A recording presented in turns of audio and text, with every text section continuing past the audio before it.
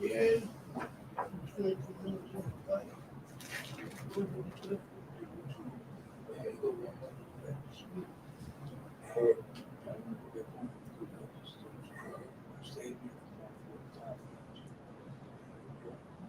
That's what shoulders in, that's what chest in. Like,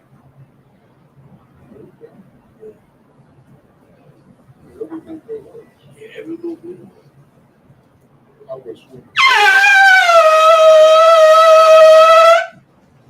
I'm at work, anyway, Rossum, stand face Jerusalem.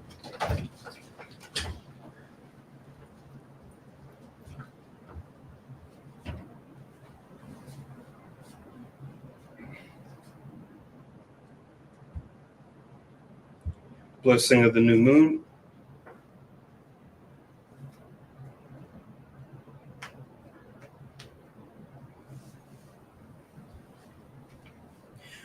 Barakat Yahweh, Basham, Yahusha, Yashared, Athanawa, Akadash, Bashalawam, the Wadaman. Blessed are you, Yahweh, name of Yahweh Shai that gives to us the new moon and peace. Thank you, so be it. Bar everything. The Al Ma'ah Asharai Machad, Psalms 121.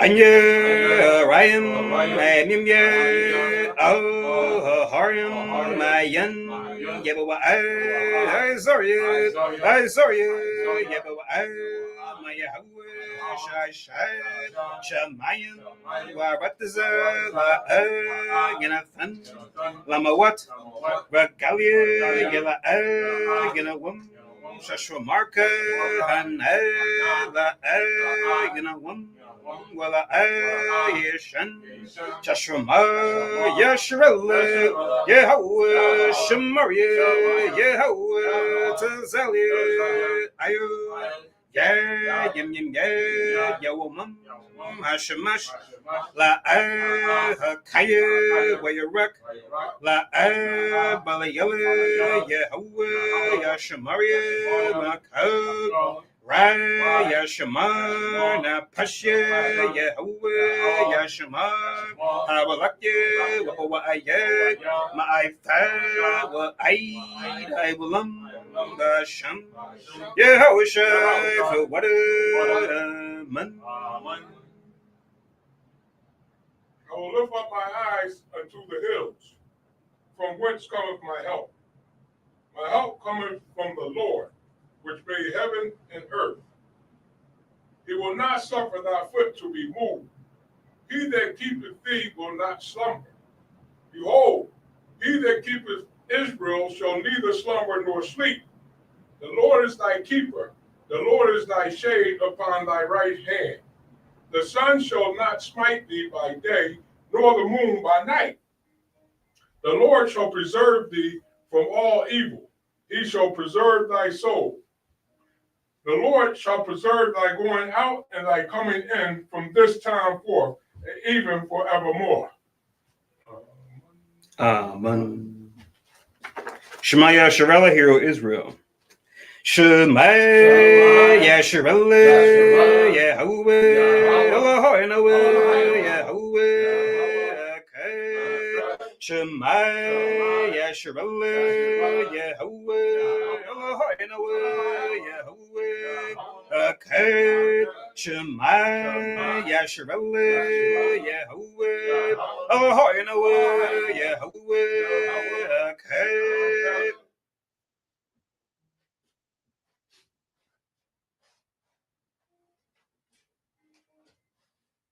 Deuteronomy 6:4. Hear therefore, hear, O Israel, the Lord our God is one Lord. And thou shalt love. Amen. Amen. Fapala Yahweh, the Lord's Prayer. Abinawa Shabashamayim Kudash Haya Shanka Yahweh Malakwath Kab Taba'er Ratazawanka Haya Aisha Barataza Kabashamayim Nathamanawa Lakham Yawan Zad Wasalaknawa Kabawath Nawa Kasalachnawa Kabawath Yanawa Wala Abiyarnawa Oh Messiah one above our Shinawa Murai Kayed Laka Hamalakwa Wa Allah wa Thaparath Wa Walam Man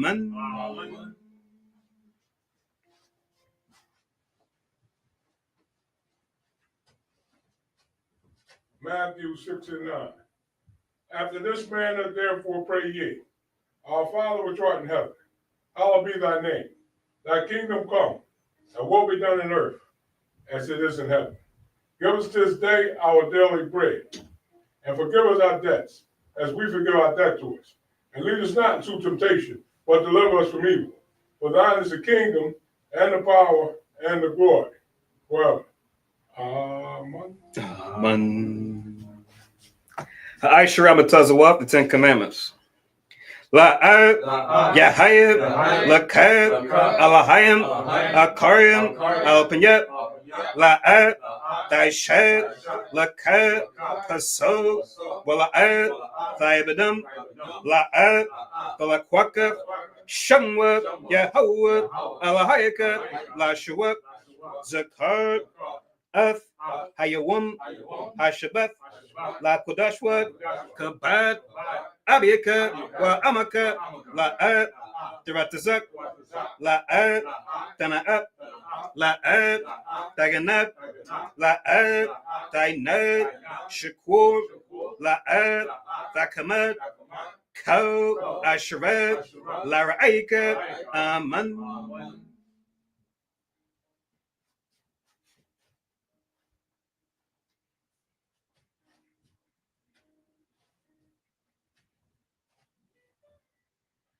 I am the Lord thy God, which have brought thee out of the land of Egypt, out of the house of bondage. Thou shalt have no other gods before me. Thou shalt not make unto thee any graven image or any likeness of anything that is in the heaven above, or that is in the earth beneath, or that is in the water under the earth. Thou shalt not bow down thyself to them, nor serve them. For I, the Lord thy God, am a jealous God, visiting the iniquity of the fathers upon the children unto the third and fourth generation of them that hate me, and showing mercy unto thousands of them that love me and keep my commandments. Thou shalt not take the name of the Lord thy God in vain, for the Lord will not hold him guiltless that taketh his name in vain. Remember the Sabbath day to keep it holy. 6 days shalt thou labor and do all thy work, but the seventh day is the Sabbath of the Lord thy God. In it thou shalt not do any work, thou, nor thy son, nor thy daughter, thy manservant, nor thy maidservant, nor thy cattle, nor thy stranger that is within thy gates. For in 6 days the Lord made heaven and earth, the sea, and all that in them is, and rested the seventh day. Wherefore the Lord blessed the Sabbath day and hallowed it. Honor thy father and thy mother, that thy days may be long upon the land which the Lord thy God giveth thee. Thou shalt not kill. Thou shalt not commit adultery.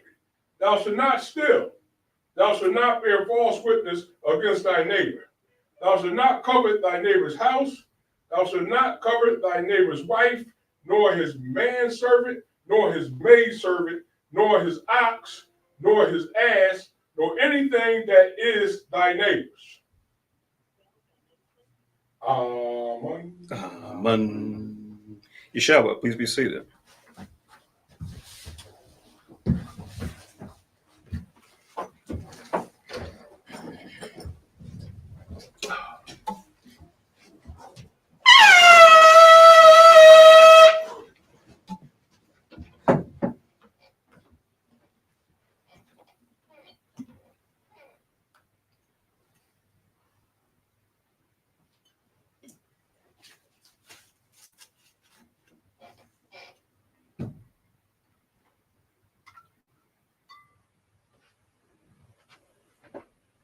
Barakatah Yahweh, Ba'ashem Yahweh Shai, Asheran, Athanah, Pari Agapan, Tawada Amun. La Yahweh, Ba'ashem Yahweh Shai, Af Yasharawa.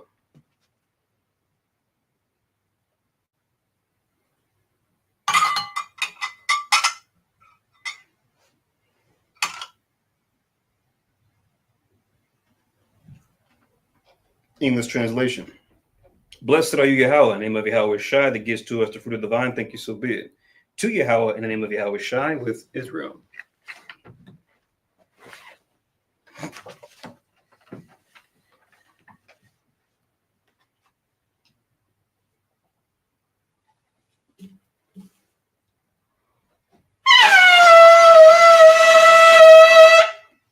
I'm at Wa, Paniwa Yerushalayim, stand to face Jerusalem.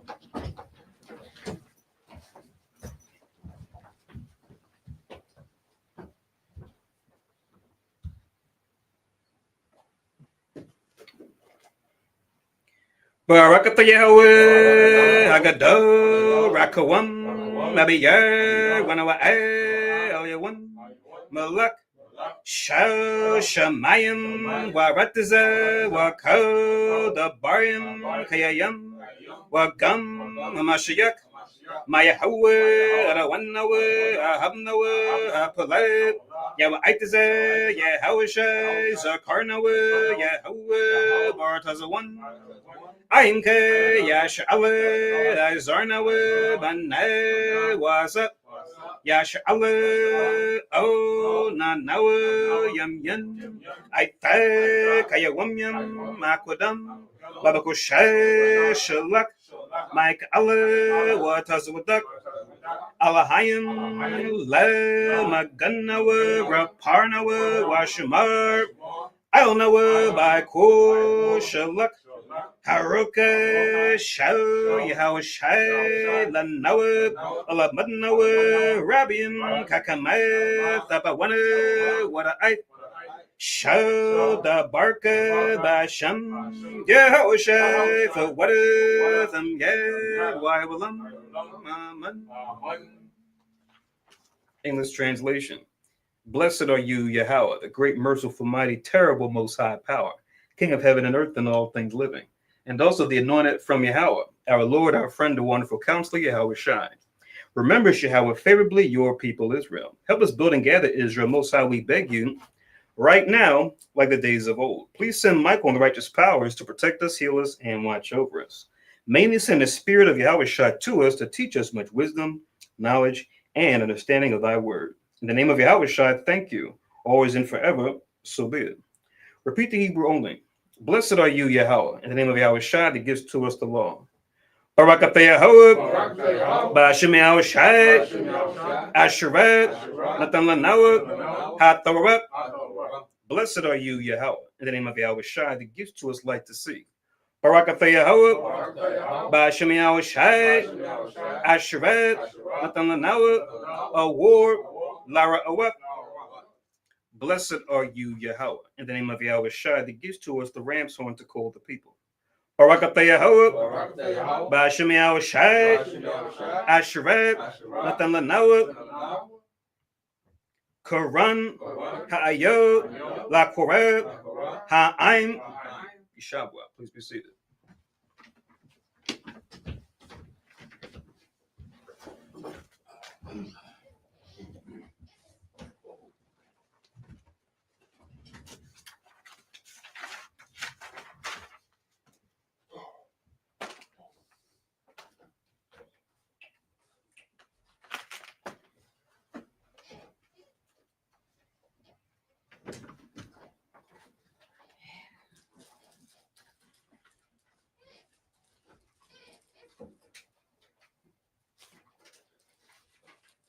Okay, so Shalom Yasharella. Shalom. All right, so we were just here not too long ago. Like the Sabbath was only a couple days ago, right? But Shalom everybody that's here in Philly.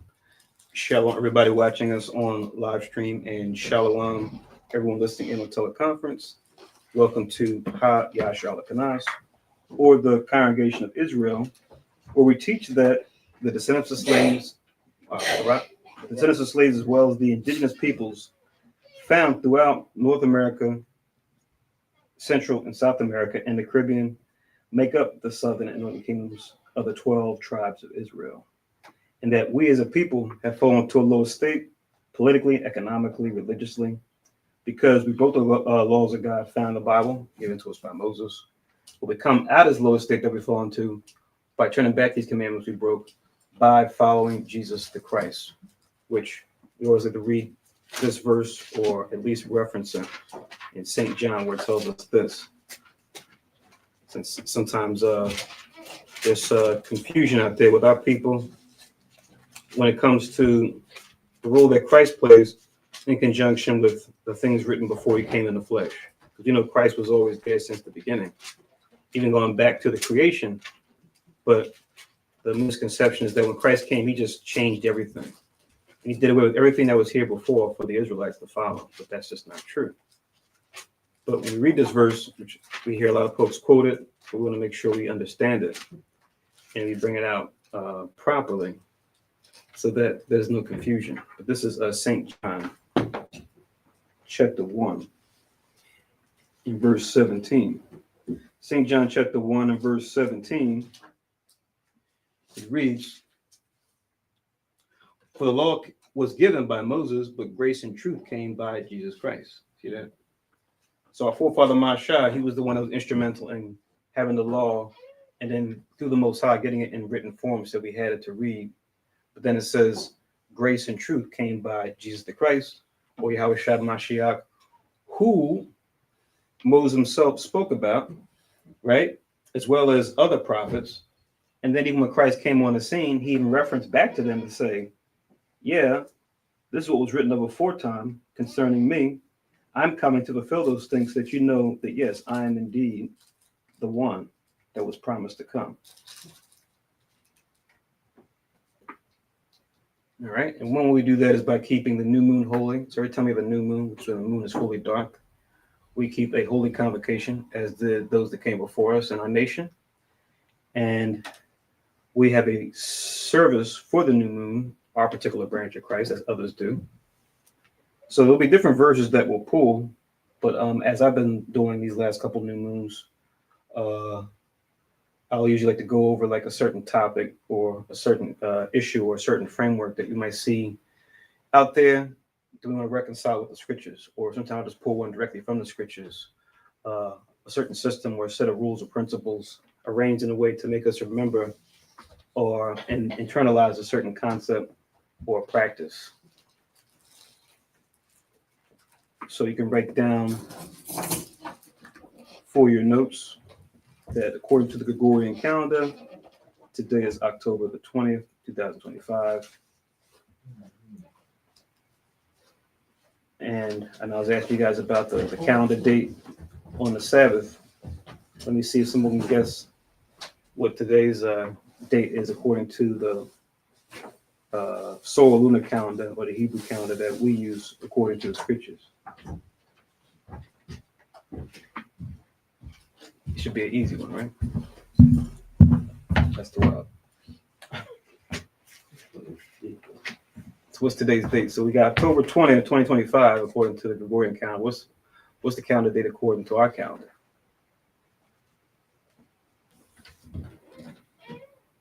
Everyone's looking at each other. Well, we'll say that it's the first day of the 8th month for one reason. There you go. That's the answer. What It's not a trick question. You know, people are like, wait a minute. It's the new moon. But yeah, the first day of the 8th month. Exactly. That's the date. What year will we say? You have to ask Christ that in the kingdom. Oh, God. Best we can do is the days of the Lord, as far as them being 1,000 years for us. Which we'll probably review that too sometime in the fall, because it's part of our priest test, where we go into the different 1,000-year periods that have gone by since creation, leading up till now. We could say that we're in the 12th day of creation, as far as the Most High is concerned. We're the 12,000th year of creation, as far as we're counting years as far as flesh. But as far as that next 1,000 years, that next day that's going to be ushered in, that's going to start when Christ comes back. Like it says how he'll rule for 1,000 years, right? That particular period. Not to say it stops then, but the saints going to rule for 1,000 years. That's going to usher in the 13th day since creation began, or the 13,000th year since creation began for us. Like I said in the class, we can probably go into that in more detail. Just point out certain key figures that were alive during each of those millennia or those 1,000-year periods, right? Let me make sure I change the banner here. What calendar we use? The lunar? The solar lunar calendar. Solar lunar calendar. Yeah, that's what's referred to in the world. But it's pretty much just using the sun and the moon according to the scriptures, as far as using the sun to tell the time of day and the time of the year, and then using the moon to tell the time of month that we're in.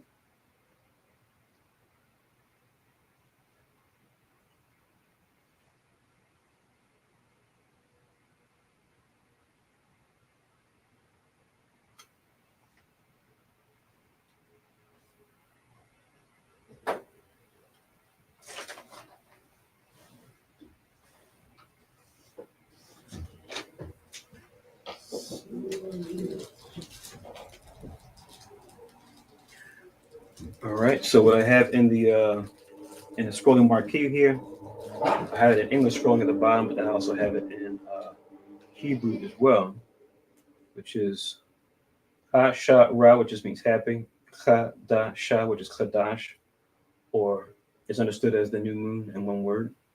Ha, the Shema Yanya, which just means eighth, and then Ya Sha Ra Allah, or Yasha Allah, Israel. So it's pretty much say the same thing. You can look up those different numbers of the month just by looking up in the scriptures, because you'll see those number of months will be, or those numbers will be used for different things when you read up on those. All right. So once again, we're in the 8th new moon. If we were to write it as a numeral, we might put something like a cha, or the 8th letter. This looks like a ladder with the 3 lines in the middle. That's the 8th letter, but you could use that as a numeral if you didn't want to spell out the whole word, which you see there now. Let's go to Genesis chapter 1. Just to show the Most High created the host. We'll touch on the key, some key new moon verses, and then I'll go into the title, which we see here, which we'll continue on or build off what we just talked about during the Sabbath service. We were going into Solomon setting things up as he was supplied by David, both of them being supplied obviously by the Most High. But then kind of a topic that we've been talking about when it comes to not only planning, when it comes to building whatever it might be it something physical, something mental, something spiritual, right? Something that combines all three when it comes to building. But then the aspect of how we go about building, right? Where plan meets strategy, if you will. So this is Genesis chapter 1. We can start from verse 14.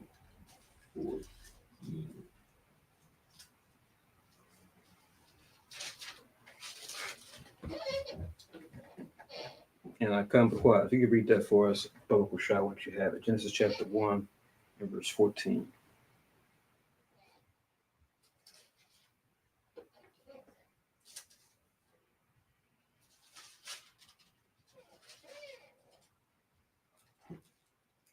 Genesis chapter 1 and verse 14.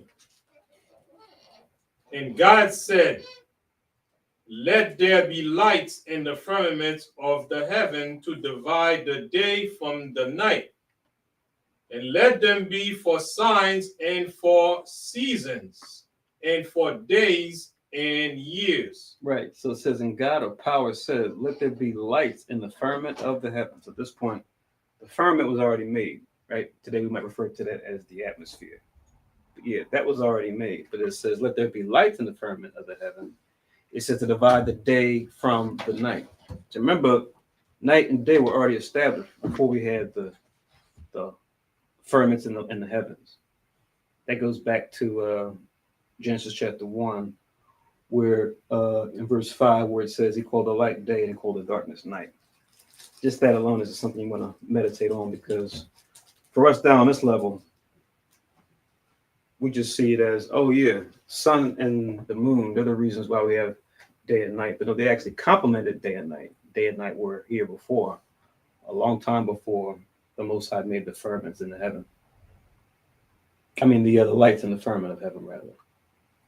It says, and let them be for signs and for seasons and for days and for years.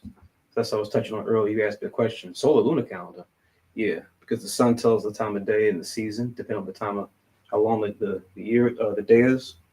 So we know as we get towards the winter time, at least in this part of the world, the days get shorter as far as the later sunrise and earlier sunset. But then as you get close to the summer months or the warm months, we get an earlier sunrise and a later sunset, right? But read on in verse 15 for us. Verse 15. Genesis 1 and 15. And let them be for lights in the firmament of the heaven to give light upon the earth. And it was so. Right. So it says, let them be for lights in the firmament of the heaven, right? To give light upon the earth, and it was so. So that's why we look up in the sky, we can see the firmament. In the firmament, we can see the lights the Most High made up there. Another example of Yahweh's host, because remember, you have different hosts, right? This is one example. His host or his army Then you also have the Elohim on his right hand, on his left. They're examples of a host. But then even in certain contexts, even we, as his people, the children of Israel, we're even referred to as his hosts, right? But this context here is talking about the stars. And it's funny because it tells you in the kingdom, in Daniel at the end, that they that are wise, they shall shine as the brightness of the firmament. It says, and they that turn many to righteousness as the stars forever and ever. So how ironic that we're metaphorically likened unto the stars in the firmament when we're doing what we're supposed to do, right? Following God's righteousness. So there's different hosts, but there's an interesting way how these hosts connect. The stars, the angels, and us as God's people. We might say angels in the flesh. But yes, you could read on. Genesis 1:16. And God made two great lights, the greater light to rule the day, and the lesser light to rule the night. He made the stars also. See that? So this is power made two great lights, the greater light to rule the day and the lesser light to rule the night. So now we're coming together to celebrate that lesser light as far as we're coming into another month and the Most High has blessed us where we're still here. We're still, functioning, still have our wits about us. The Holy Spirit is still dealing with us as we get closer and closer to that day when Christ makes the second coming. And we use it, like we read above, to keep signs of the time so that we make sure we're in obedience, that we're in compliance with the Most High when it comes to things he wants us to do during certain times, right, of the year, right? And remember, we're not worshiping the host of heaven, right? We're just using the host of heaven per the Most High's law to serve him, right? We emphasize worshiping the Creator, not any creature that he made, no matter what magnitude it's on, be it the sun or the moon or the stars, because we've had that where our people that duped by the other nations and succumbing to what they're into have done this. And you'll see other nations do this where they'll take the host of heaven and deify them, make them into gods, where the law never said for us to do so. So just make sure that we acknowledge that we're just using the Most High's creation as a means to better understand his will, and that we can serve him and serve him with a sound mind and according to righteousness. I think that's all I had. In verse 16, pretty much emphasize what you just said. It emphasizes it. It says two great light, the greater light to rule the day, showing that the lights did not make the day. They just there to rule the day. The day was already in existence. So they were there to have dominion over the day, the greater light to have dominion over the day, which shows that that dominion is when the sun comes up and it pretty much light up the whole day. So it pretty much control the whole landscape, right? So that's the dominion that he has. That's the control and the rule that he has over the day, right? So he enlarges himself and pretty much make it visible to everyone. And the moon also does the same thing. In the night, it does exactly the same thing. He ruled the night, but it's a lesser light, right? It's self-explanatory. It says it right there in that scripture. Yes, indeed. And it says that he made the stars also. I'm even thinking to a dream that our forefather Joseph had, right? One of Jacob's sons. In his dream, he saw what? The sun and the moon and 11 stars making obeisance unto me, right? So it was a dream. It really took time for it to really come to full fruition. But it says that Jacob heard it and he just considered it like, oh, I wonder what this dream is, because Jacob, his father Isaac, his father Abraham were no strangers to the Lord visiting them. So he said, maybe perhaps the Lord has visited my son Joseph to show him something, right? That's going to come to pass, which it did as you read on to Genesis.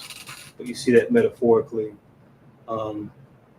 Joseph in his vision being shown his father, his mother, and his brothers being likened unto the host, these lights in the firmament, right? We read on that story, Genesis kind of goes into what that's talking about. But like I said, it's good to know, good to check out if you haven't read that already. You can read on in 17. Genesis 1 and verse 17. And God set them in the firmament of the heaven to give light upon the earth, and to rule over the day and over the night, and to divide the light from the darkness. And God saw that it was good. Right. So to rule over the day and over the night, to divide the light from the darkness, and God saw that it was good. So this is that famous verse. If you guys don't know it, Romans 8 and 28. All things work together for good to them that know God, to them who are called according to His purpose. To them who are the called according to His purpose. Per the KJV, King James Version. Right, might be worded a little differently if you got another version, but going into how all things work for good to the ultimate will of the Most High. Even the Most High controls both good and evil. All things are good in that they serve their purpose, right? From angels on the right hand or angels on the left hand, good and evil angels, clean and unclean meats, right? We go down a list of things that are quote unquote good and bad or good and evil. All of them serve their purpose in that they're part of that fullness, that full goodness the Most High has been responsible for when it comes to everything that He's set up and put into motion, right? So the Most High creating these hosts for us to use, like we're right now observing the new moon right now, it was good. So it's good that we continue to do that. And then wrap up to 19. Verse 19, Genesis 1 and verse 19. In the evening and the morning were the fourth day. Right there. So the evening and the morning were the fourth day. So like I was saying earlier, when it says the evening and the morning were the fourth day, when we tell time as far as the Most High, for us, it's like 1,000-year period. But for the Most High, it's just like one day has gone by. Right? So this was a 1,000-year period that this work was being put together and set up. So the Most High had everything done in stages where every day He said, okay, I'm going to do this on this day. I'm going to do this on that day. Right? The Most High, if He wanted, He could just snap His fingers. It all could have been done at once. Right? Because He's the Most High. Right? He does it at once. But there's wisdom behind why He did things this way for us to consider and to meditate on. Right? Us as flesh and blood, but having the spirit, having our spirit, right? We can look to these things and say, let me consider not just what the Most High has done and what He said, but how He's going about these things, how He's going about building the heavens and the earth, right? And how can I apply that to my life here on this level, right? As far as what I was talking about a second ago, not having the host of heaven as objects to worship, because remember, like it tells us in Romans, we shouldn't worship the creature more than the creator. We shouldn't worship the creature at all. That's what we saw the people doing in Rome, and we see America, which is pretty much picked up where Rome left off. That same spirit behind that empire. We see they worship creatures, right? Be it things that God made or things that man made through God's materials, right? Idolatry is everywhere. And we were talking about that. We went to camp last Sabbath. We were kind of talking about that a little bit. But go to Deuteronomy chapter 4. Deuteronomy chapter 4, let's read from verse 14.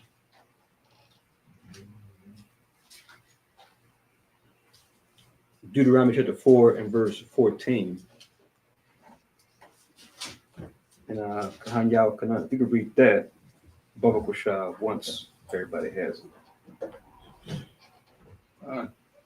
Deuteronomy chapter 4, verse 14. And the Lord commanded me at that time to teach you statutes and judgments, that ye might do them in the land whither ye go over to possess it, Right. So in Deuteronomy, which you know that title Deuteronomy just means second law, right? You translate that Deutero meaning second, and then nomi, that suffix meaning law. So it literally just means second law. In other words, the Most High is giving us new laws, but he's also repeating laws he gave us already in the previous books of Exodus and Leviticus. Like even Genesis in some cases, right? Because one of the Most High had Moses, write down the law to give it to us as a people. We know that knowledge of the law goes back even to Adam. We go back even further when we read the scriptures. But it says that what he told us through Moses to what? Keep the commandments, to keep the statutes, the judgments, right? That we might do them in the land whether you go to possess it, talking about the promised land, because we were still in the wilderness. But eventually we'll get to the promised land, right? After being proven in the wilderness for at first 40 days to spy it out, but then due to the majority of the spies bringing an evil report, that 40 days turned into 40 years, right? We read the history. You can read on in verse 15. Verse 15. Take ye therefore good heed unto yourselves, for ye saw no manner of similitude on the day that the Lord spake unto you in Horeb out of the midst of the fire. Calling back to when he spoke to Moses, right? In Horeb, right? Out of the midst of the fire, right? The burning bush that was not consumed, right? When he called to Moses, and then him and Moses had that conversation, and he told them who he was, I am that I am. And then tell them, when they asked my name, tell them what my name is, right? Read on.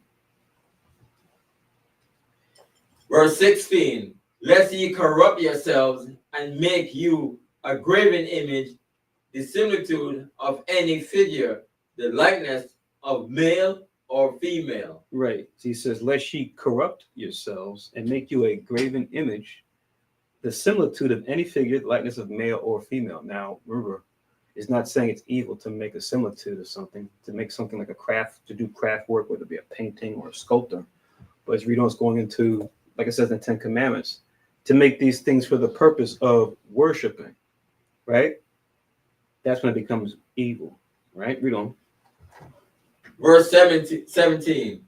The likeness of any beast that is on the earth, the likeness of any winged fowl that flyeth in the air. Right. So you look at the other nations over history and even current times, they'll build their idols to look like either us or look like us combined with animals, right?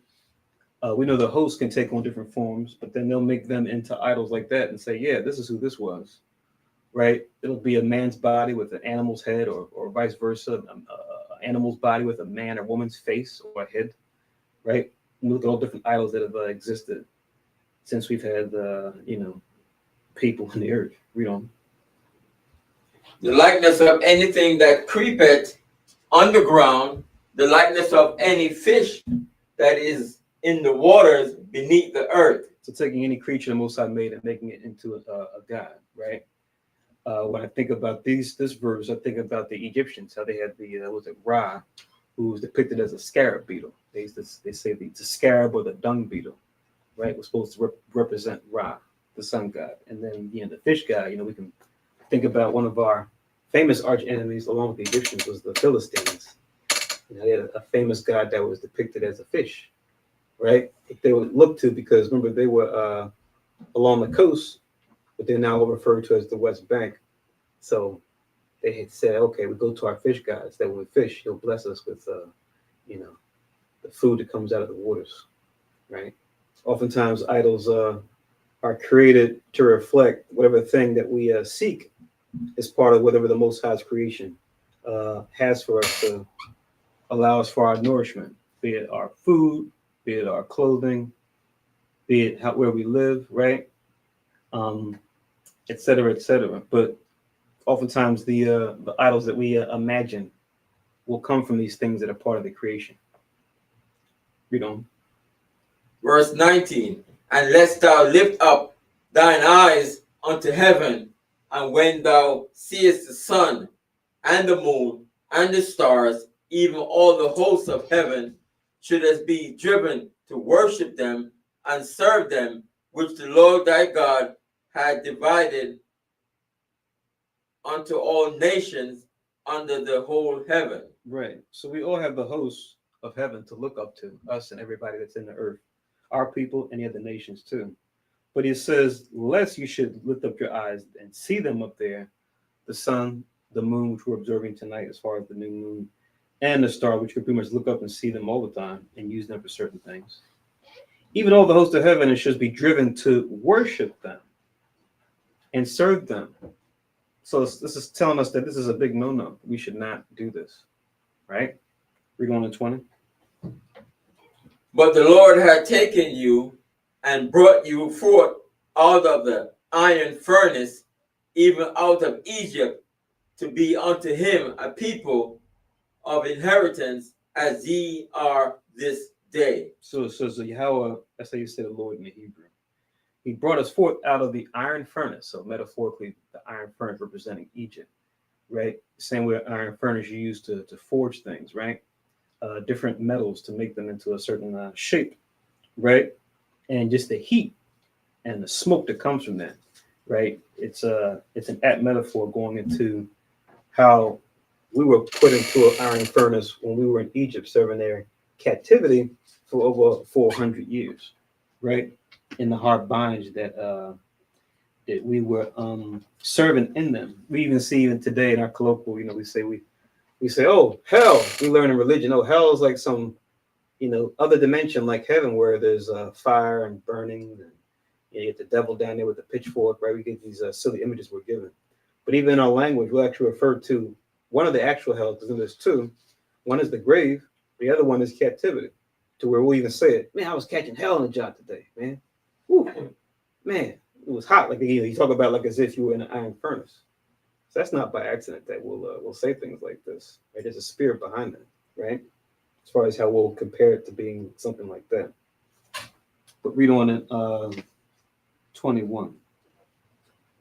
Furthermore, the Lord was angry with me for your sakes, and swear that I should not go over Jordan, and that I should not go in unto that good land which the Lord thy God giveth thee for an inheritance. Right. So talking about how he was shown the promised land, but he was not allowed to go in because he did not give the Lord the glory when he caused the water to come out the rock that one time, right? And we've talked about the situation behind that. And the Most High held Moses to a very high standard, right? Given all the things that he showed unto him. But all things being weighed in the balance, we know Moses to be a much more righteous man than most, as far as his fruit of the spirit, how abounding they were, especially when it came to his meekness. We know that being a key feature as far as why he chose him to do the work that he would. But even Moses is humble enough to acknowledge, yes, I made this mistake, but now I would not be able to go into this land with you, but you will go into it, right? Read on. Verse 22, but I must die in this land. I must not go over Jordan, but ye shall go over and possess that good land. Right. So the generation that grew up in the 40 years of wandering in the wilderness, they'd be the ones to partake. But all those of Moses' generation, they couldn't go because they couldn't get Egypt out of their mind. When you read the stories throughout the first 5 books, we see the people had a hard time letting go of the lifestyle, the culture, mentality of Egypt, even though it was the iron furnace, right? It was a hard bondage. It was what we knew. So it's hard for them to let go of a majority of them. Only ones that were able to, in that generation, be found worthy were Caleb and Joshua, right? When you read the history previously. So they'd be able to go in, they'd be the ones to lead the fight also, to go into the land. Read on in 23, and we'll stop at 24. Take heed unto yourselves, lest ye forget the covenant of the Lord your God, which he made with you, and make you a graven image or the likeness of anything which the Lord thy God had forbidden thee. So we're told to take heed to ourselves, that we not forget the covenant or the contract, the agreement that we made with the Lord, right? That we what? Don't make a graven image, right? But for the reason of worship, right? We read before, and we did the prayers, as we always do the prayers for every holy day, be it the Sabbath, the new moon. We always read it in Exodus 20, right? Thou shalt not make unto thee a graven image or the likeness of anything that's in heaven above, or it's in the earth beneath, or it's in the waters under the earth. Thou shalt not bow down thyself to them nor serve them, right? Because even in the tabernacle of the congregation, we had graven images in there. Even in the temple we're reading about now with Solomon, right, in Second Chronicles, right? As we're going to read, he had graven images in there, but they weren't made as a thing to be worshipped. These were things that were made to serve as decoration, to adorn the Heavenly Father's temple so that he might get the glory, right? From the 12 bulls that face different ways to the pomegranates on the chapiters of the columns of the pillars, right? A person not in their right mind could have easily made those and said, yes, these are gods, right? And made these things to be worshipped, like the golden calf. But that's not what those were for. So remember, it's what we do and say, but it's why we do and say, right? We have to grasp both to fully understand a matter and to judge a matter, right? We have to take both into account, because we only just look at the what happens or what someone says without examining the why someone says and does something, we can make an error. Read 24 and we can wrap that up. For the Lord thy God is a consuming fire, even a jealous God. See how it's likened unto a consuming fire, right? He says, even a jealous God, right? So he wants us to choose him. He wants us to love him willingly, right? He doesn't want us to go after some other God, right? And the metaphor you see used in the scriptures is like how the Most High is married unto us, like he's the husband, we're his wife. You see the same thing with Christ in the church. So the same way where you have a significant other and they go and step out of the marriage and go and fornicate with somebody else that's not you, and how that makes you feel, right? That's how the Most High feels when we as a people go outside of our holy marriage with him and go and set up other gods, right? That clearly aren't responsible for our well-being. But then we'll say, yes, these gods, these are the ones that protect me. These are the ones that showed me the light, showed me the way. And that's like, it hurts the Most High's heart. But we do that. He's still merciful upon us. He still allows us to come back to him, thank goodness. Because we know for most of us that are flesh, we would be ready to just say, forget my significant other if they stepped out on me, right? No mercy, right? Even within the law, you know, that's like even Christ says that if fornication happens, yes, in those cases, you can divorce. But even in the case of the Most High, if he was that stern or hard with us, we wouldn't even have a shot at this point, given how many times we've gone away from him and dealt with other guys. But this is how we're supposed to deal with the new moon, right? Let's go to Psalms real quick. Let's go to Psalms.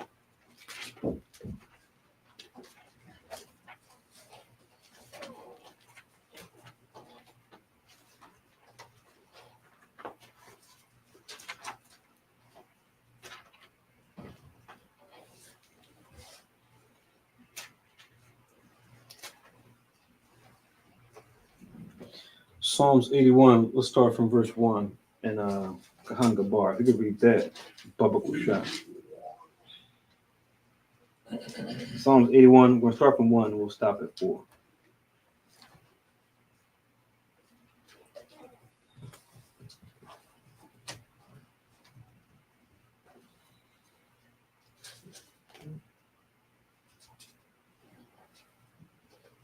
All right, this is the book of Psalms, chapter 81, 1 to 4.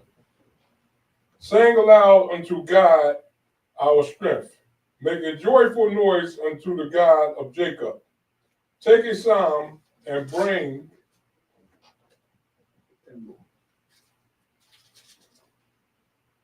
hither the timbrel, the pleasant harp with the psaltery. Right. So now this is a psalm of Asaph. It says, "Sing aloud unto power our strength, make a joyful noise unto the power of Jacob. Take a psalm and bring hither the timbrel, the pleasant harp with the psaltery." So different musical instruments we're supposed to use to show forth our praise unto the Lord, right? But now, why are we doing this here? It says in verse 3, Blow up the trumpet in the new moon, and the time appointed on our solemn feast day. see that? So it says, blow up the trumpet in the new moon. It says, in the time appointed on our solemn feast day. So that's what we did earlier. We do this for other holy days too.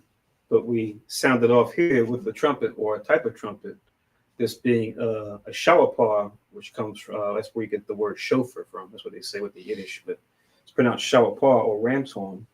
But we also make trumpets of different minerals like silver. You read in places like Numbers 10.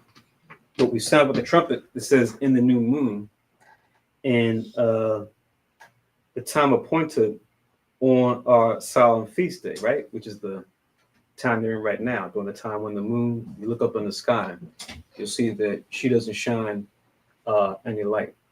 But after a couple days, you begin to see on the right side, the moon will begin to light up, at least in this part of the earth. That's how it'll look. Read verse 4, Baba Kushan. For this was a statute for Israel and a law of the God of Jacob. Right. It says, for this was a statute for Israel, it says, and a law of the God of Jacob. So a statute and a law, I mean, this was something that we were supposed to keep throughout our generations, right? Even to the time that we're in right now, in so-called 2025, right? So this isn't something that was just, oh, we did it back then and now it's over and done with. We don't worry about it anymore. No, we're still supposed to be keeping the new moon, keeping it holy, right? And coming together and recognizing, what the Most High is, who he is, rather, what he's about, what he does, what he says, and then why he does and says, right? These are the things that are most important for us to understand at a base level. And then as we stay longer and longer in this truth and walk the straight and narrow path, to gain deeper insight into the why behind the things that he does. Because at first we may not really understand. We're just learning about, okay, what he said to say and do and when, right? But the how and why behind what the Most High does, these things will come in time, right? However many years or decades or however long the Most High has blessed us, hopefully we can stay in this truth up until Christ makes a second return, or we die in this life, or whichever one comes first. If we die in this life before Christ comes back, that we sleepeth, like it says for our forefathers and foremothers that died in righteousness, it says that they sleepeth, they went to sleep, right? So we want to have that. If Christ comes back after, say, we may give up the ghost in this life, we want to make sure that after we're called to this truth, that we stay in this truth. And by staying in this truth, we acknowledge all the things the Most High instructed to us to do, and we obey them to the best of our ability. And that includes keeping the new moon, and using it as what? A sign to show us what to do throughout the year, right? Not only the new moon itself, but when to keep other holy days, right? God. In addition to that, it is a symbol of renewal of the Most High's faithfulness with his people, who we are. Mm-hmm. So it is time for us to remember the covenant that the Most High made with us, right? The cycle ends, and then the Most High show his faithfulness by establish the moon, how he established it, to remind us every new moon of the covenant, of the contract. Mm-hmm. So as long as that cycle exists, the Most High pretty much show how faithfully he is while he's in heaven and we on earth, to never forget. That's why it's a time for celebration. That's why we blow the trumpet. It's pretty much considered the same as the Sabbath, with a little bit less restriction. Right? When I say less restriction, we can cook. because it's a celebration, right? But the same. If we were not in captivity, some of us have to work. No work, for hire, just celebration for that day. Come. Work around the house too. Correct. But we know the condition. But what's most important is us know what today is, as the Most High set it up, and we know what the renewal is about. It's a renewal. It's a new cycle under the Most High's faithfulness that we come to worship before Him on this day. Just as the Sabbath day, He give us a weekly renewal, a monthly renewal, and He give us a daily renewal when we used to have a daily sacrifice in the temple, right, or in the tabernacle. So we had that daily as the reminder. That's how the Most High want us to keep, to keep us in check, to make sure that we're not going away. So now that we don't do the daily sacrifice, what do the Most High give us as a daily reminder? Wearing the fringes, right? If you can wear it, right, you wear it as your daily reminder, because you cannot do the sacrifice in the temple every day to remind you. He knew it. He knew we would be in captivity, but He gave us something that we're gonna be wearing clothes anyway, right? If you have a little tizzit, in your pocket or whatever, you have your fringes around, right? But again, understand why. That's the purpose. Why? It's the daily reminder of the law, so that when you have the law, it reminds you how to deal with your brothers and sisters as an Israelite daily, and then weekly, and then the moon gives it to you monthly. Come. And then don't forget too, not saying you did, but remember we read that when we did the Day of Atonement scriptures, we read Leviticus 25, to where the creation itself, the land, they have a 7th year, right? We do it every year as far as the counting 7 weeks for Pentecost. But during the time of the Day of Atonement, it talks about what? The year of release that would happen every 7 years, right? To where any debt you owed your brother, right? Whatever inheritance you had and didn't have, and you owed them, and vice versa, it would be released in that year. We had a grand release that would happen after 7 years times 7, 49 years, that 50th year, that year of Jubilee. We wouldn't till the land at all, acknowledging the Most High is the reason why any of us have anything, whether we are indebted to our brother or we're the one that's giving to our brother, right? So the Most High had it where it would work out to where if we owed, or we were owed, either if we owed one of our brothers, or if our brother owed us, we had this release, because the whole idea was, its resources pretty much circulating within the nation, within the Most High's inheritance, right? And the Most High is the open reason why we're able to increase in the land anyway. So we had that 7th year that come around all the time, and then we had that 50th year after counting 7 years in the land that we had. So it's awesome how many, like you said, how many what was word you used? Not rejuvenate. You said Renewal.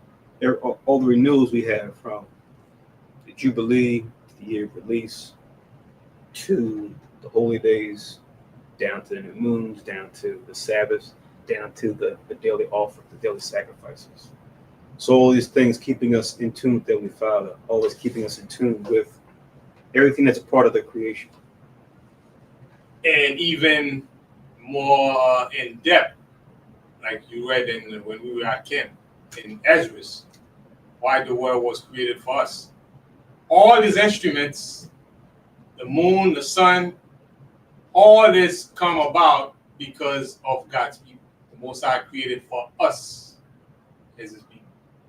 Other people partake in it, but again, it's centered around His people. That's why He created these things in the first place, to remind us of His covenant with us. So it's very how can I say? It's very creative on the Most High's part, and also for us to understand the gravity of us not keeping the laws of the Most High. right? So it's very, very, very, very important. The world was created for our sake, the instrument of the army of all because the Most High love us so much, and all these things for our sake. Khan, just if you could read that for us. Let's read that real quick before we move on. Go to Second Esdras. We read the last time we left the camp, like you said. You can start from 54. Second Esdras. Where you going? You see, we read the camp, right? Right. Remember? Second Esdras 6, 54. Just so that folks kind of are in the loop as what we're talking about.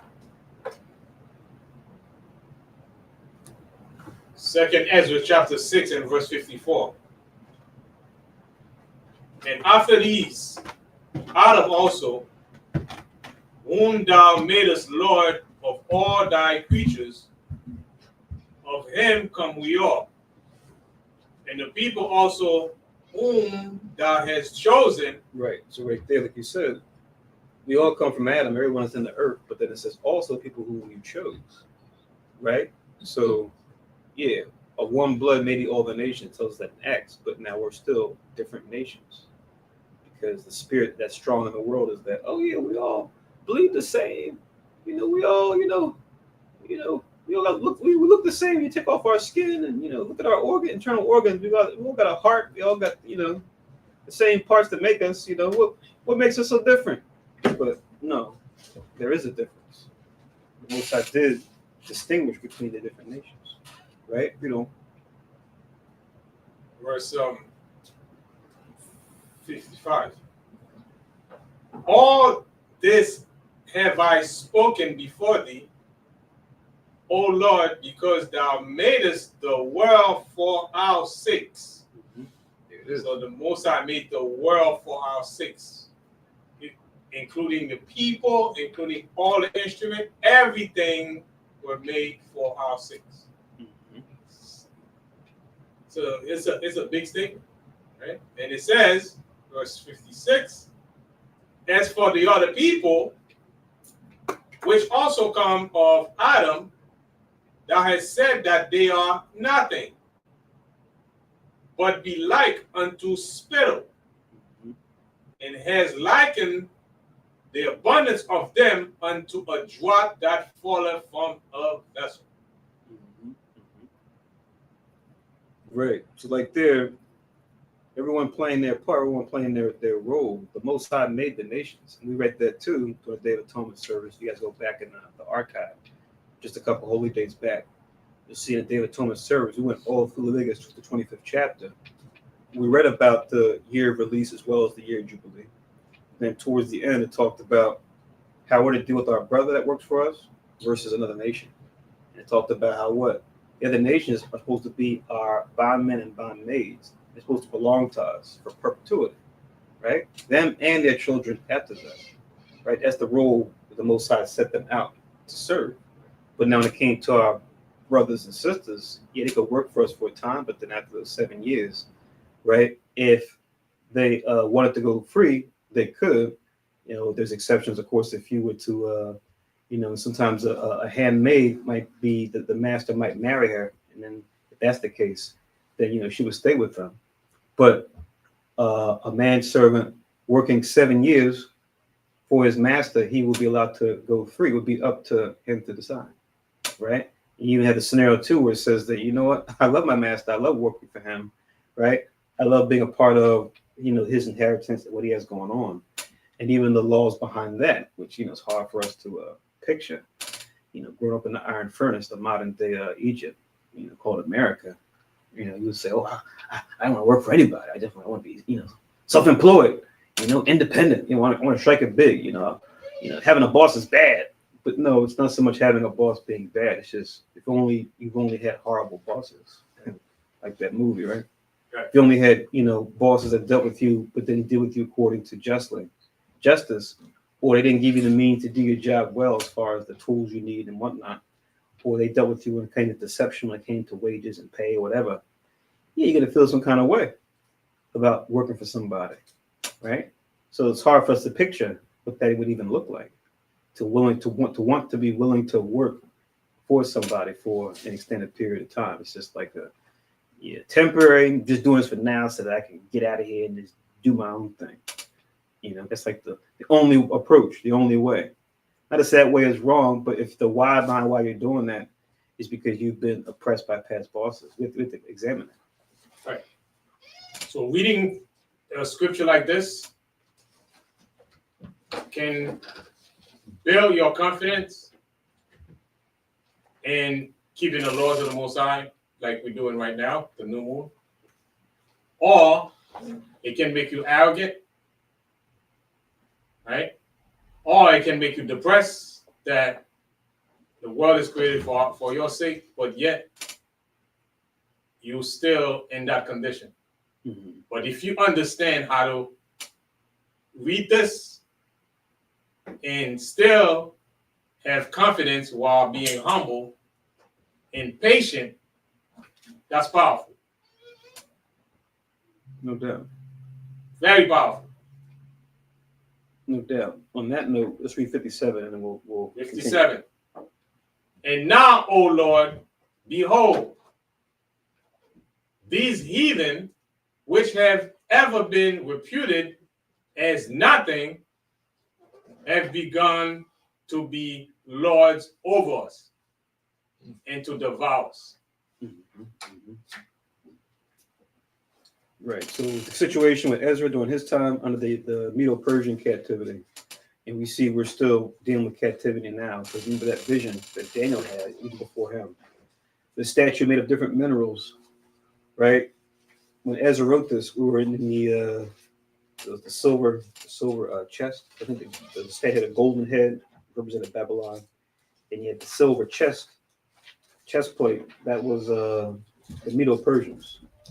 The Greeks would come a little bit later. They were the brass midsection, right? They would come a little bit after the Persians. So when Ezra wrote this, it was during the time of the silver chest, as far as that statue, that vision that Daniel had.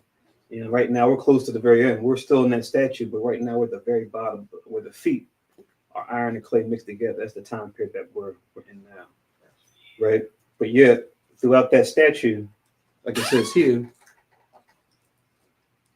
they've begun to be lords over us and to devour us, right? So just Most High knowing that that full plan that would take place. Yeah, you have us that will come to righteousness in different pockets here and there, no doubt. But as far as really coming back to our glory that we had, we're reading about now, 2 Chronicles 1 and 2, coming into the fullness of our rulership, that wouldn't happen. It's not going to happen until Christ comes back. We still go through these different captivities, as was prophesied going back to Ezra's time, even going back to Daniel's time, and even before that. So we're players on the stage, and our role is very important on stage. Just like even other nations, they're considered like nothing. They're like, you watch a movie, you see extras walking by, in the scenery, but then you focus on the main characters, right? That's how you have going. That's what you have pretty much going on in the real world. Before we go on, Kahan, just read the Isaiah 40. This may seem kind of harsh, but yes, the scriptures say this when it comes to other nations. Right, and Who are we to speak against the playwright, the author of all of this, which is the Most High? right, and we came a long way. What happened? We came a long way on this verse right here with what Ezra is saying, because when you look at Ezra, he had questioned, just like some of our people have that same question, but the difference is Ezra wasn't blinded by the situation. He was trying to seek clarity on the situation that was at hand that he was dealing with at that time, as opposed to people who are straight rebellious. They just let the affliction get the best of them, and they distrust the Most High. And when we out there and tell them you are God's chosen people, they say we cannot be God's chosen people. No, we cannot be God's chosen people. So then that's very deep right there when you look at how Ezra dealt with it. Even he himself being a great man of the Most High, doing the work, and he probably thinking of himself, why am I in the same situation, right? I'm doing the best that I can to keep the law, uphold the law, statutes, and commandments, yet I'm still catching, along with my people, the same hell that, you know, everybody else is catching in Israel, Mm-hmm. right? So that's very something to notice.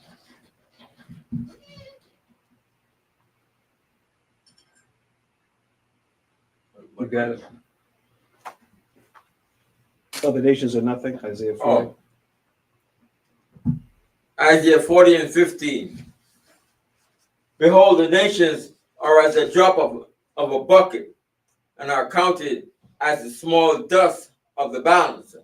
Behold, he taketh up the isles as a very little thing. Right. So just picture the image here. This is what Ezra was referring to, what Isaiah wrote before him, right?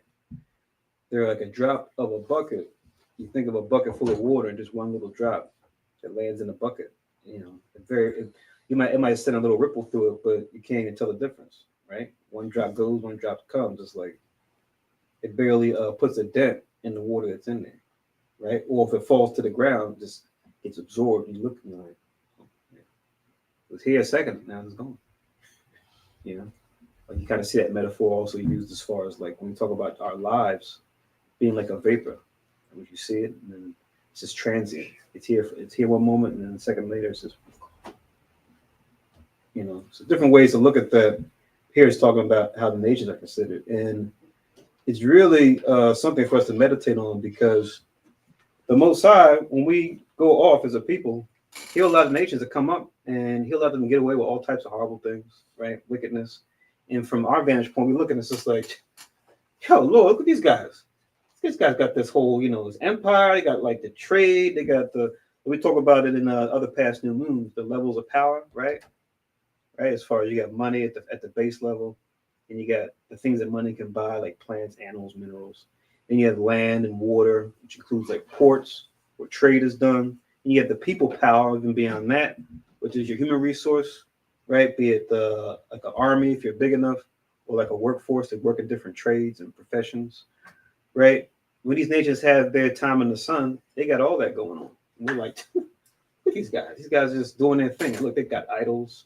They're abusing us. We're supposed to be your people, you know. And we might have made mistakes, but Most High ain't gonna let them abuse us like that, you know. To say that they're just like a drop, but the Most High is like, yeah, for all these things that physically look like they're, well, because they don't deal with me, it's like they have no value. We have to really be in a spiritual mind state to embrace that. Because we just if we're in a carnal mind state, it just looks like, oh yeah, you know, they got all this money and wealth and riches. You know, they stole from us, and then they got other things too from their land. And yeah, they don't look like nothing to me, right? That whip on my back ain't nothing to me. You know, this oppressive job that's making them richer ain't nothing to me, right? They look like they seem to be very real, Lord, but the Most High is telling us not. They're just like a drop to me, right? Because they really don't really add any value. If anything, they take away value when it comes to the creation because of how they carry themselves. But now, you can read on. 16 or 17? You can read 16 too. 16. And Lebanon is not sufficient to burn, nor the beasts there are sufficient for a burnt offering. Right. So even Lebanon, you know, we talked about that in the Second Chronicles as far as them having cedar trees, right? And different things like different resources that we can use, even use to build a temple. But even the Most High is saying, yeah, if all these lands may boast these different minerals and resources, even they still just don't carry a match, right? They can't light a match as far as what I consider to be, you know, valuable or precious. Same thing for the beast that they may be able to produce for a burnt offering, right? Read on in 17. All nations before him are as nothing, and they are counted to him less than nothing and vanity. So it says they're like nothing, and they are considered or counted to him less than nothing and vanity. You know, it's really just like a chessboard or like a war table, right? We get different pieces where different rulers will do strategy to say, okay, we're going to fight this battle. This piece represents these group. This piece represents that group. That's like how you got the Most High and His host up there in the third heaven when it comes to us on this level. We're just like little pieces. And if they want, they could just wipe the board and then start over if they want, right? Which we knew they had done in times past, and there's going to be another wiping again. We know it happened before with water, with the flood. It's going to come again with fire. When Christ make the second coming, to where there's going to be a big straightening in the earth, where only few of Israel will remain, and then few of the nations will remain, and then we'll rebuild again in the earth. But there won't be any rise and fall of nations in that time like we have now. But Thawada for reading those and Thawada for bringing that out, it's good to review that again, because it's easy for us to forget when we're in the world, even though we're not of the world. Still, it can get to us with family, friends, associates, thinking totally differently about Esau, the other nations, and what they're really worth. Right? Because in the world, they'll tell you, oh, yeah, this person is worth this person is worth that. This person's valuable, right? This person's on the walk of fame. We call it the walk of shame. This person's on the Forbes, whatever list. The Most High is like, no. These celebrities, so-called, right? These stars of heaven, they're going to fall to the earth. These guys are drops. You call them stars of heaven, but they're just drops to me in a bucket.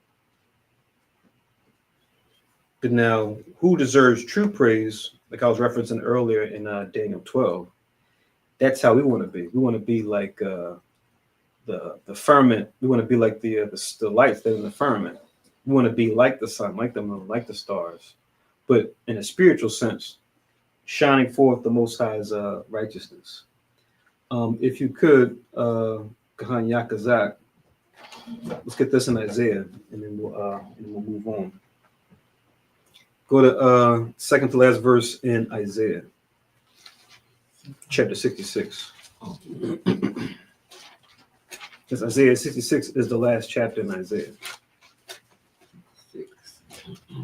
Just to show the importance of this routine, this consistency when it comes to, like we're talking about earlier, the renewal we do with the daily offerings, the Sabbath that comes every 7 day, the new moon that comes every month, like we're at now.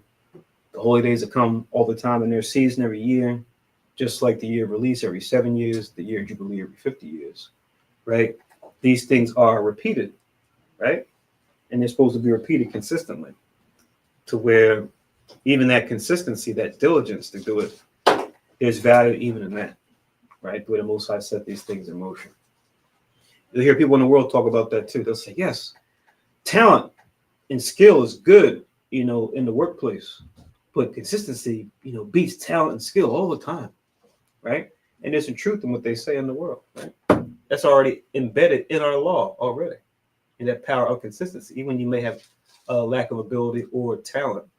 Just that consistency to want to serve the Most High. The Most High can turn things around for the poorest, even the poorest of our people. He can do it easily, right? But the thing is that the Most High is like, yeah, if I know you're going to be consistent and diligent with a little, like that parable, right, of the talents, then yeah, I'll be more than willing to add unto you, as long as you apply those same principles when you have little to when you have much, right? That's the key. So you get that in Isaiah. Isaiah.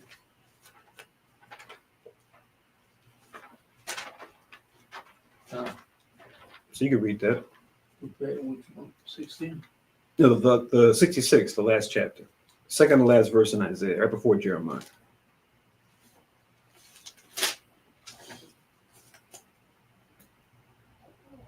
Second last verse, which should be the 23rd verse. 22.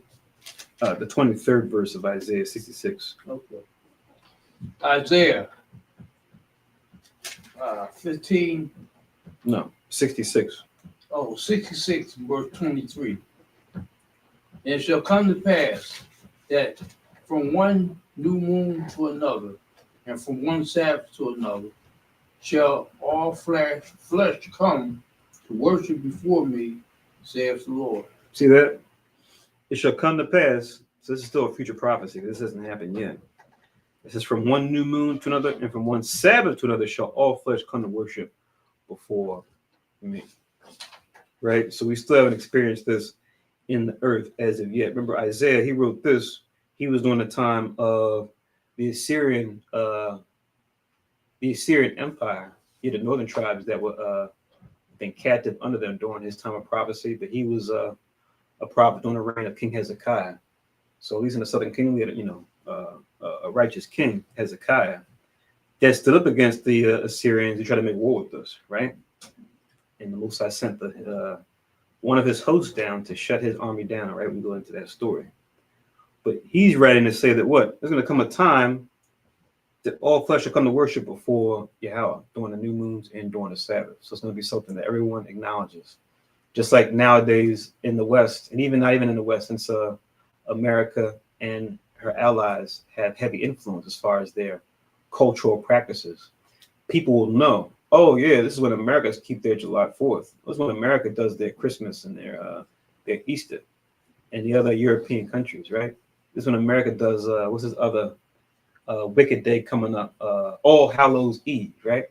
And you get the Catholic Church slick and said, oh yeah, we're going to do an All Saints Day, right next to All Hallows Eve, what they call Halloween, which that's a wicked thing. That thing is like our tabernacles. That's what they have when it comes to on the left-hand side. Those that deal with the occult. That's like a real important day for them when it comes to spirits, traveling between realms and summoning things that, you shouldn't be dealing with. That's like a big day for them. Just like you got May Day in the spring. That's a big day for them in the spring months. That's like how Passover is important for us on the righteousness side. So yeah, you're gonna see a lot of talk. If you haven't seen it already, you probably look on TV and hear in the commercials and go in stores. They got the music playing, you got all these music and songs playing on the radio, talking about, spooky, it's spooky, ooh, all these little songs that talk about, the wicked stuff on the left-hand side, like everything from the Monster Mash to Thriller to, everything that's pretty much pertaining to, this time of year. You see them all promoting it to make more sales, right? You buy little things, buy little trinkets to celebrate this wicked time. And, people at the workplace or at school, if you're younger, everyone's trying to figure out, oh, what you going to dress up as? What you going to dress up as, right? And it's just like us knowing the truth. It makes us sick, right? We're like, what is this? What is this foolishness, right? Can't wait till the Most High does away with this. So we read a scripture like this, and it should be a motivator, right?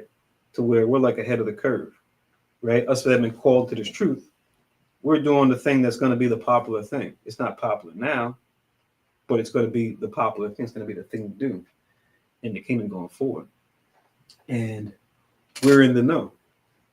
Because with Esau and the other nations, they pride themselves off of, trying to surprise us, change laws or change times or switch things around. That's going to catch us as Israel off guard and go, oh, you didn't know that was going to happen, that the stock market was going to undergo this or this was going to do that. And, the heathen always going to pride themselves off of, being on the inside track or having knowledge of the times to know what to do. And then they love to surprise Israel who gets caught out there.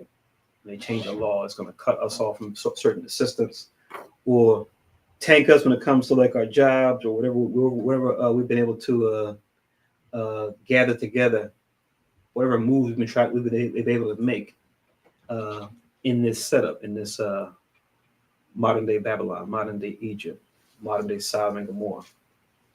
But little do they realize when we're called to this truth, we have what they have and more, right? We may not physically have much, but now spiritually, we got the cutting edge to where not only do we have the insight of what's really going to happen in the future, but now we've got the Most High's hedge protection to protect us from those dark days ahead. They're going to surprise a lot of our people that are still in the world that don't want to spend time with the scriptures. For us that realize the value of the scriptures and take hold of it and use it according to righteousness, we'll be just fine. Oh man, make sure I hurry up because my battery is running out. I still got some time though.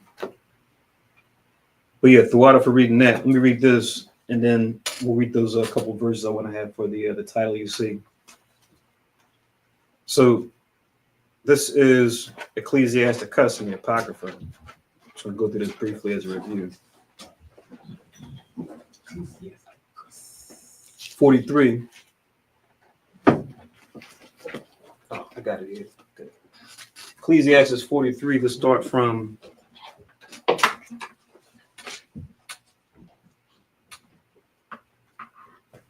6, verse 6.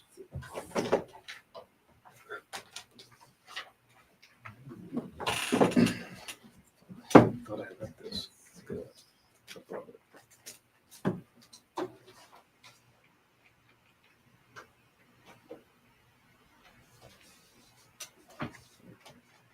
All right, there we go.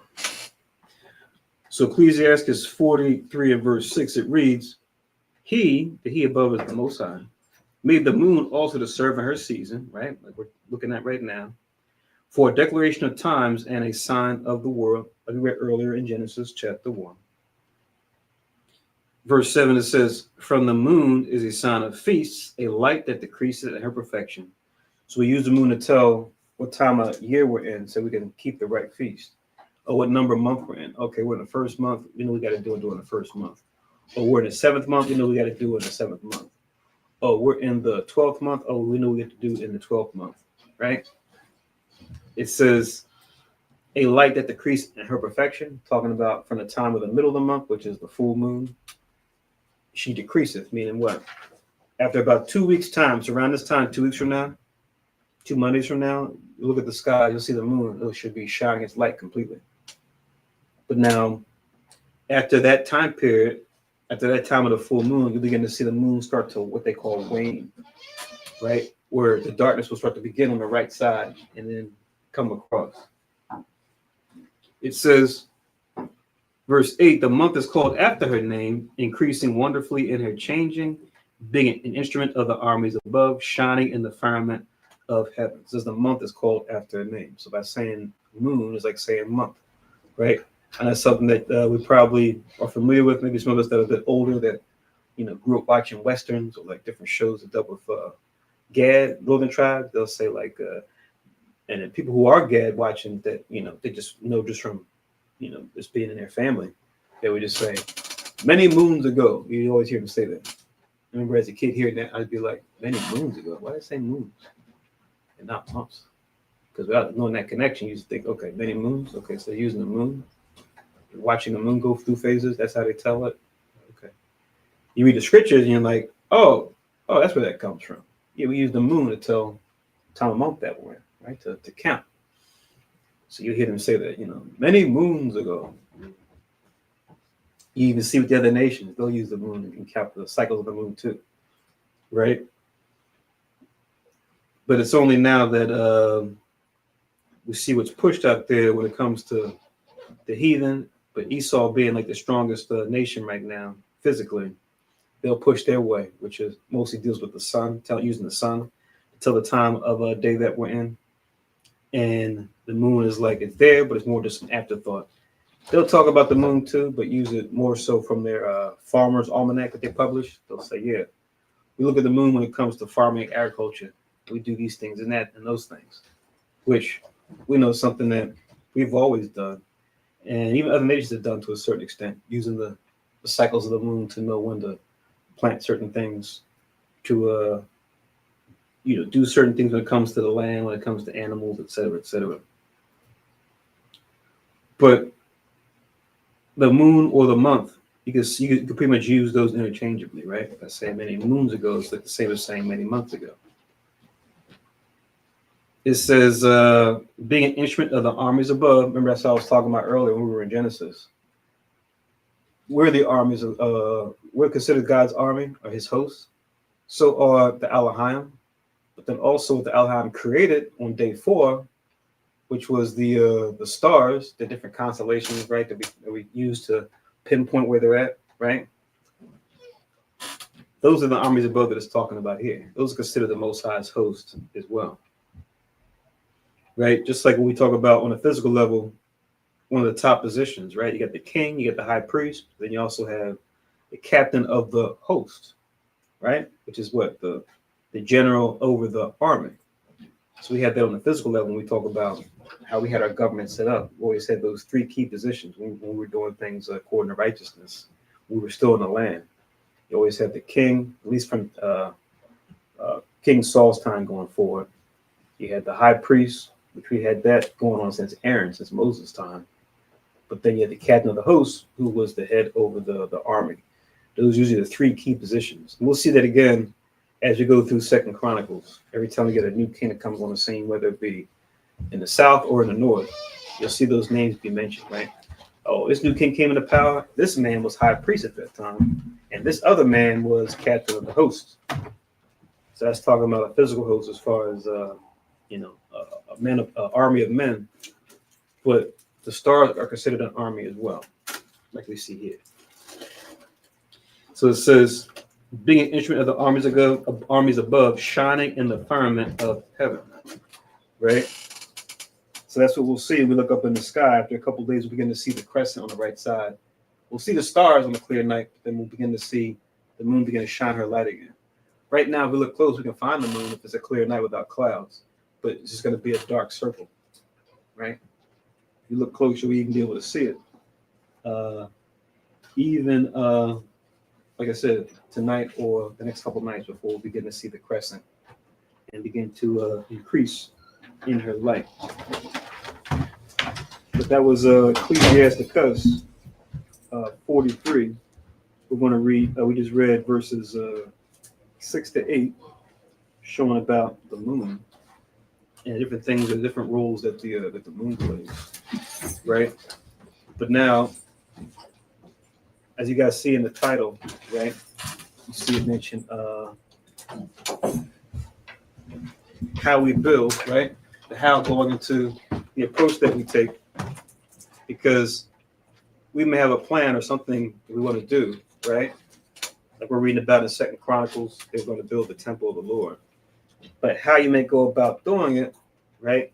That's where, creativity can come in, where you say, okay, this approach works good. This approach may work better, given the situation. How can we get there? What's the best way to achieve that? So I know we're just reading this during the Sabbath service, but I want to just read it again.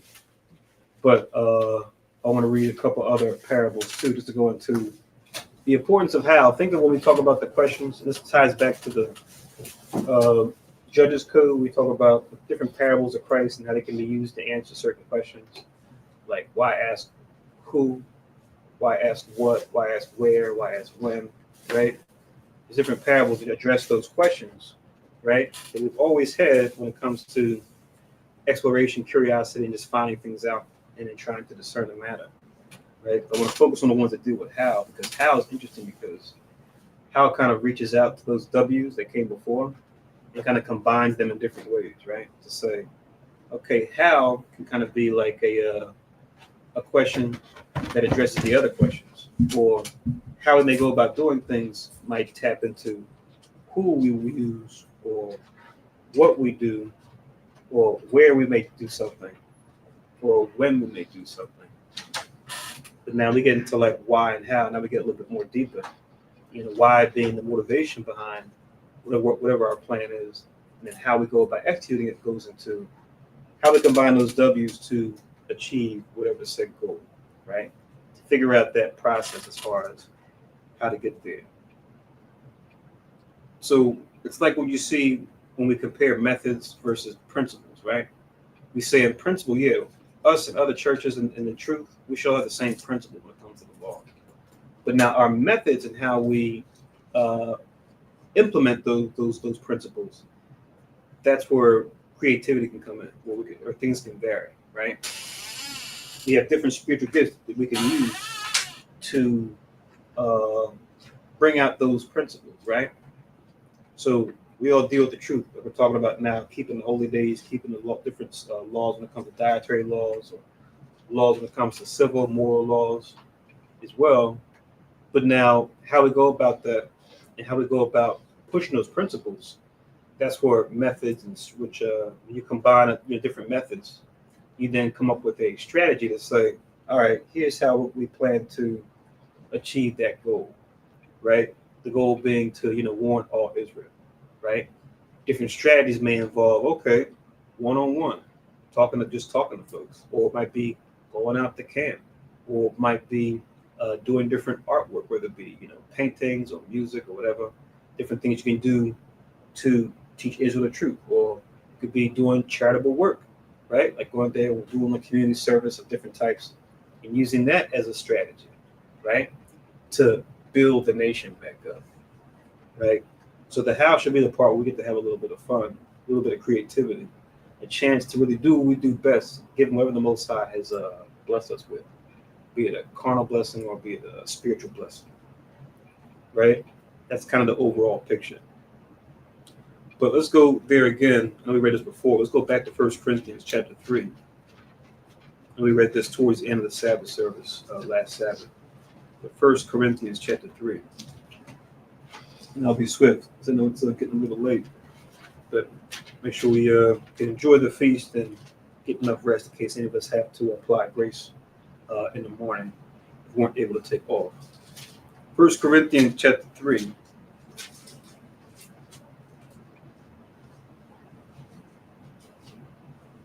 I'm going to start from verse 9.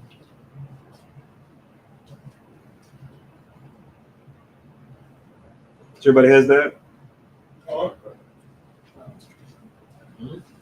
1 Corinthians chapter 3 and verse 9.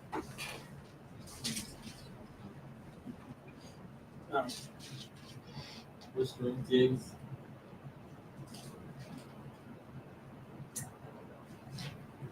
Chapter 3 and verse 9.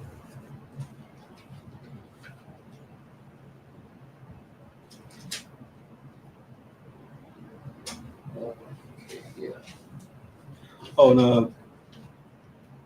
Shalom, I can see you in the chat. Shalom. I have me look at the chat as I was teaching earlier. But the I hope all is well. Just read some of your comments here. Yeah, kind. I see the last comment you made, brother. Half moon is the middle of the month. I think actually the half moon, that's actually a week has gone by. But a full moon represents actually the middle of the month, like 2 weeks. I'm not sure that's what you meant, but outside of that, everything else looks on point. Okay, water for joy this evening. So 1 Corinthians chapter 3 and verse 9, it reads, "For we are laborers together with God. Ye are God's husbandry, ye are God's building." That's what we read on the Sabbath. We are God's husbandry. We're like his orchard, his plant, right? Ye are God's building. Real quick, before I go on, you can just link this real quick. This is a easy verse to remember. Psalms 144 and verse 12. Ironic, right? Psalms 144 chapter and the 12th verse. Because 12 times 12 is 144, right?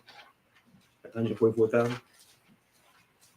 So Psalms 144 and 12, you can link with 1 Corinthians 3 and 9.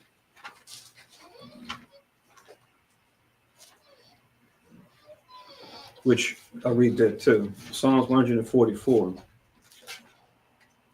Verse 12, it reads, "That our sons may be as plants grown up in their youth, that our daughters may be as cornerstones polished after the similitude of a palace." You see the same metaphor here, being likened unto a plant, being likened unto a building, right? A palace in particular. It says that we may be like plants and like cornerstones. You see? So when Paul says, you're God's husbandry, you're God's building, right? It's just going back to that same metaphor.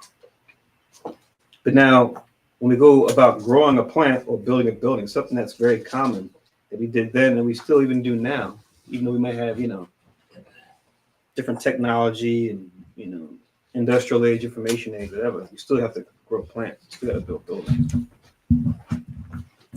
But even that, we consider the strategy behind how to go about building these things or growing these things, right? We want to take these things into account so that we are successful. That's what we're about to talk about here in 1 Corinthians 3.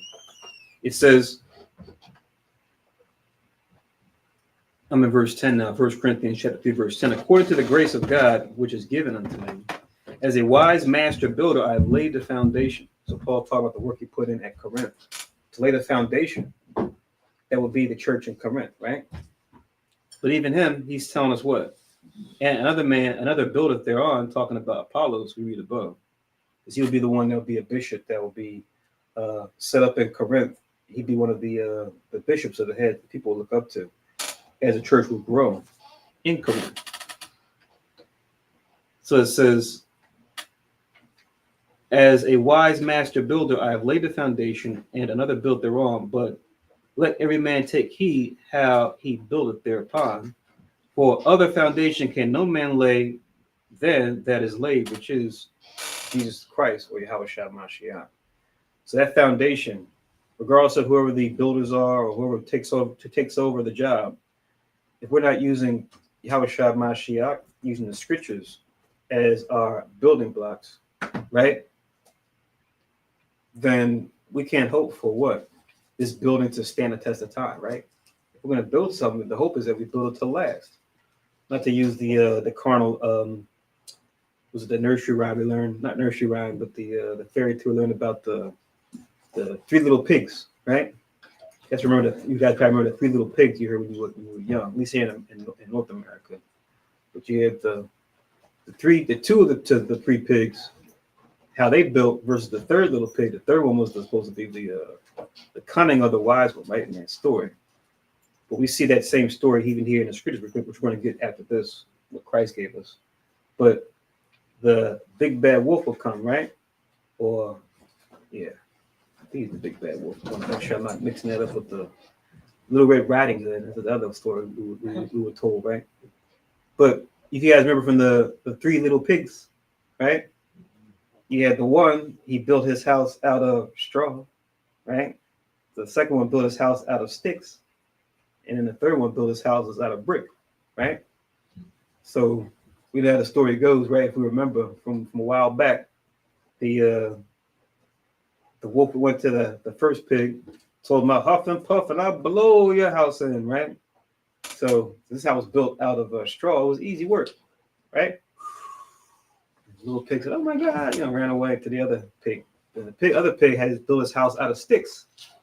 So not as, flimsy as straw, but still not too super sturdy. But then the wolf came and said, I'll huff and puff and blow your house in. And he blew down the sticks, and then that pig ran. They ran to the other third pig who built his house out of bricks, right? Bricks and mortar. The wolf said the same thing. I'll huff and puff and I'll blow your house in. And then couldn't do it, right? Couldn't do it. He tried. And you see the three pigs in the house with the smart pig, and pigs are, they're looking out the window like, what's up, wolf? What you got? What you gonna do now, right? Like I said, these are nursery rhymes, right? Or fairy tales. Depending on what time period you might have had different authors of them. When you go back to the Greek times, you had the Aesop's fables, right? And you had the scriptures. We have our parables in the scriptures, right? That Christ would give and the prophets gave before, right? But now, when it comes to the parables, in the scriptures, we see those same lessons, but now bringing it to a place of the truth. Whereas these other fairy tales, they may have had aspects of the truth in them, but then it might have been mixed with some carnal stuff too. So we come to the parables in the scriptures, like we're reading here, like we're going to also read one that Christ gave during the time of his Sermon on the Mount. We see that this lesson is conveyed as well, as far as how we go about building, right? How we go about laying a foundation and why that's important for anything we want to pursue, right? Whether you're literally building a building, or it could be something that's more like a project based, like a project or an idea. It could be internal too, as far as you building yourself up, building the aspect of yourself, right? As if you are a plant or as if you are a building, but talk about something that's more internal as far as your mind, your spirit. But this can be applied in all those different ways. But reading on, it says in verse 12, now if any man build upon this foundation, gold, silver, precious stones, wood, hay, stubble. So you say, if you take your pick and use any of these different materials right? These are representing different ways of going about building, right? The idea is, yeah, if I want to build, let me use something that's going to stand the test of time, something that's going to be worth its weight. Let me not try to cut corners and say, okay, well, wood, hay, and stubble is cheap to come by. Let me use that and just build, right? Versus gold and silver, precious stone. It'll be hard to come by, but at least I know if I use those, it's going to be something that's going to stand the test of time, be able to survive the elements. I'm about to read in the other parable that Christ gave. It says in verse 13, every man's work shall be made manifest, for they shall declare it, because it shall be revealed by fire, and the fire shall try every man's work of what sort it is. So we read earlier in Deuteronomy 4 about the iron furnace, right? Which represented Egypt. So we kind of deal with an iron furnace now, being in America, right? But you know Esau, he likes to borrow from the Hamites heavily and put the things that they did together as one, and try to put his face on it and say, yeah, I'm the one that did this or came up with this. But you'll even see Esau today. They'll reference back, or they'll call back to, you know, Egypt or other Hamite countries and say, yeah, they did this, they did that. But we know that they fell for the same reason Esau is going to fall. But Esau, in his pride, he thinks he can do what they did and just do it better, and he's going to figure out some way to make it work. You know, as far as Egypt, as far as Babylon, right? As far as, you know, Tyre and Zidon, he thinks he can do trade better than them, do construction better than them, empire building better than them. But even for all the, you know, what the prophecy says, men going to and fro, knowledge being increased. Because principle-wise, because they're not laying the proper foundation, even with all their technological might and resources that were plundered from us and other nations as they've risen to power, especially over these last couple of centuries, it's not going to matter for them. It's not going to be able to deliver them in the end. So this lesson is very true, that much more true, especially in their case. So for us, we're compelled to learn this lesson through building with the scriptures, building with righteous principles first and foremost. To where if we try to do things the way that Esau and the other nations do and build our projects that way, most is going to have those things not work out. Just as a reminder to make sure we remember to use him and to follow him first and to follow his son first. Because otherwise that fire is going to prove it to show, oh, didn't stand the test of time, it's not going to last. Versus, oh, you built it right, you're like that third pig who used bricks. Your work is going to last. Your work is going to pretty much be translated into the kingdom. It's going to be transitioned over, right? This will be destroyed just for you to have something even greater in the kingdom, as opposed to making something here and now without the Most High in mind and hoping that that's going to stand the test of time as things get worse and worse. So in 1 Corinthians 3, now I'm in 14, it reads, if any man's work abide which he hath built thereupon, he shall receive a reward. So that's what we want. We want to get that reward. So we want to use the metaphorical gold, silver, precious stones, right? That's like using the scriptures, the commandments, the laws, the statutes, versus the wood, hay, and stubble. That's like, oh, let me try Christianity. Let me try Islam. Let me try, you know, ancient African proverbs, Chinese proverbs, right? Because every nation, you know, they boast about their knowledge in certain things, which they do have, but it's not the tree of life. Some of it comes from tree of life, but it's mixed with other things, which makes it where what? When the fire comes to prove it, it won't last. It won't last till the end, like how our commandments, our laws, our statutes will last to the end. We use those and parables and dark sayings drawn from those. Those will be the things that will stand, right? So if we build with those, it says we shall receive reward. But then in 15, it says, if any man's work shall be burnt, he shall suffer loss, but he himself shall be saved, yet show as by fire. So remember, we're talking about Israel here. So for Israel that doesn't want to use the commandments, use the fruit of the spirit based on the scriptures, they're going to suffer loss. They're the ones that are trying to build right now using wood, hay, and stubble, and using other philosophies that aren't the truth. But it says what? They're going to be saved, but they got to be literally burnt into the kingdom. So remember, we talked about this at the end of the Sabbath service last Saturday, right? We talked about the furnace of adversity in Ecclesiastes 2 and 5, right? Acceptable men are made in the furnace of adversity. So that's what we want. That's what we're doing right now. Us that have been called to the truth.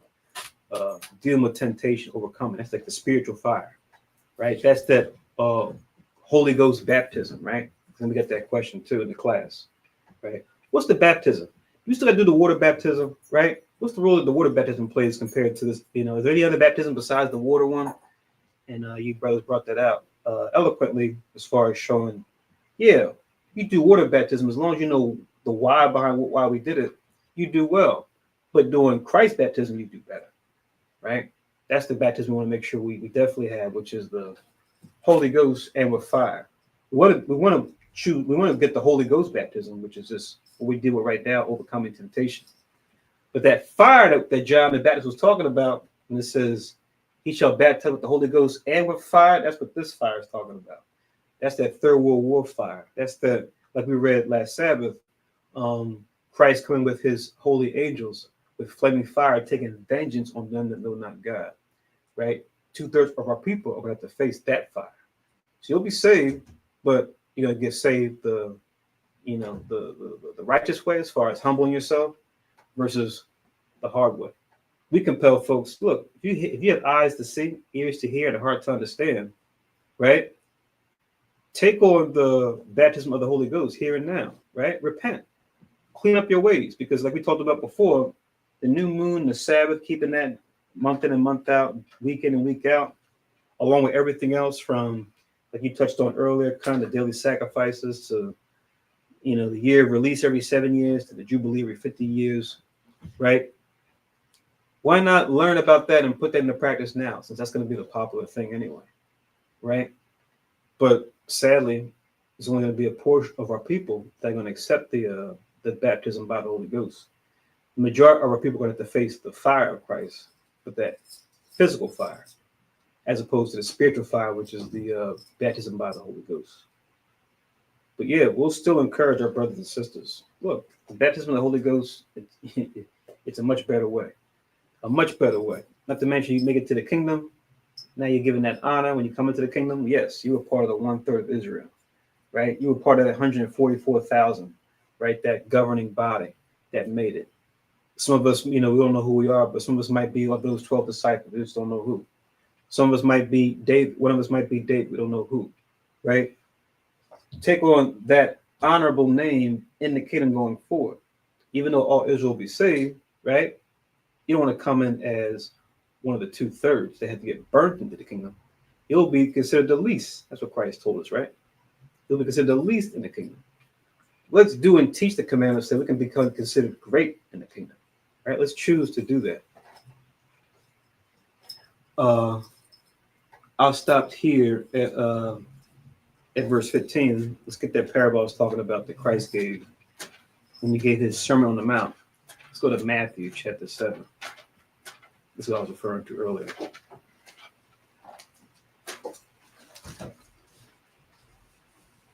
Matthew chapter 7, we can start from verse 24. So it was 1 Corinthians 3:9. I stopped at 14. And we read Psalms 144 and 12 as a reference.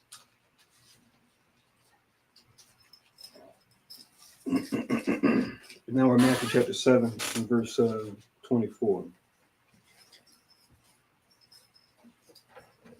And if you could read that, Bible question. 7:24. Matthew, come. Matthew chapter 7, verse 24. Therefore, whosoever heareth these sayings of mine and doeth them, I will liken him unto a wise man, which built his house upon a rock. And the rain descended, and the floods came, and the winds blew and beat upon that house, and it fell not, but it was founded upon a rock. Right. So the heck with the big bad wolf and the three little pigs, right? We got one that's better. We got the Yahushua parable here, right? To teach this lesson of, how you go about your construction, right? Your strategy as far as how do I build something that can stand the test of time, that can withstand all the elements, right? whether it be the heat of the day, whether it be the wind, the waters, right? The air, right? Even the earth underneath.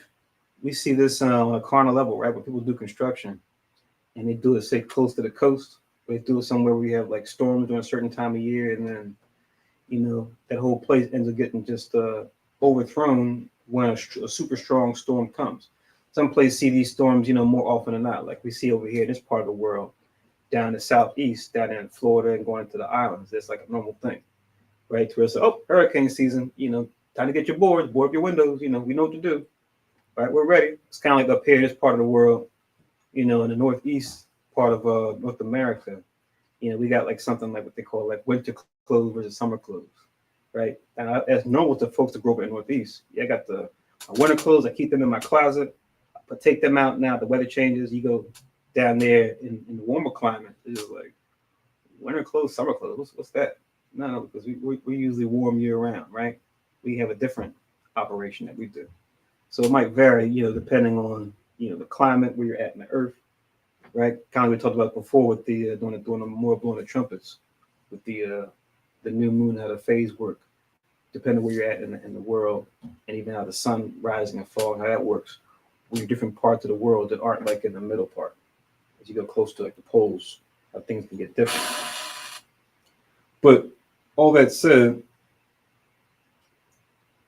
the key is, okay, wherever I'm at, I know to prepare accordingly, to apply a certain strategy when it comes to that shift taking place. In this case, we're talking about, you know, building a house literally, but you can apply this to like any project that you might think of, something you're trying to put together, right? You want to make sure you've got the right tools, you got the right location, you have the right timing.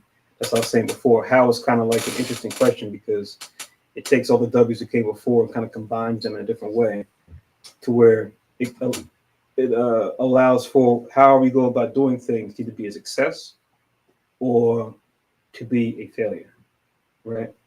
But we got to ask how to say, yeah, let's use these people, let's use this time frame, let's use this location, right? Let's use these materials, right? Et cetera, et cetera. That all plays a part in how we build or the strategy as far as how we, you know, want to achieve a plan. It's like we're talking about these last couple of days. It's like having a plan is one thing. Okay, I want to create these things, or I want to go to this place. But now the way to get there, that's the part that can sometimes be a bit tricky. If you have a roadmap to help you build or travel or whatever you're trying to do. But it says it was founded upon a rock. That's why when the floods came, the winds blew, beat upon the house, it didn't budge. Right? Read on in verse 26. Verse 26. And everyone that heareth these sayings of mine, and doeth them not, shall be likened unto a foolish man, which built his house upon the sand. And the rain descended, and the floods came, and the winds blew, and beat upon that house, and it fell. And great was the fall of it. Right. So here, this strategy was not a good strategy. Just like the wood, hay, and stubble that Paul was talking about versus the gold, silver, precious stones. So this is like that equivalent where you say, I build a house, but then I build it on sand, right? Like I mentioned in the southeast part of the country, but I know up here in the northeast along the coast, like in New Jersey, when we had like horrible storms happening in years past, folks that had like the beachfront property, you know, they were in a tough spot, right? They said, "Oh man, I had the little pillars and things like that trying to go into the ground, but when that nor'easter came through, it was like a lot of folks that, you know, their beachfront properties, they were, you know, in shambles, and that's supposed to be like, you know, high-end real estate, right? And then you have a lot of insurance companies, just like they do throughout the world and throughout, you know, the states. You see they'll try to, you know, apply a stop loss policy in the southeast or even in the Midwest. We have like tornadoes and stuff. They say, listen, you know, with our policies, with our homeowners insurance now, we put a policy in there where it's like, okay, we have what they call an act of God, right? That happens that, you know, we're not on the hook.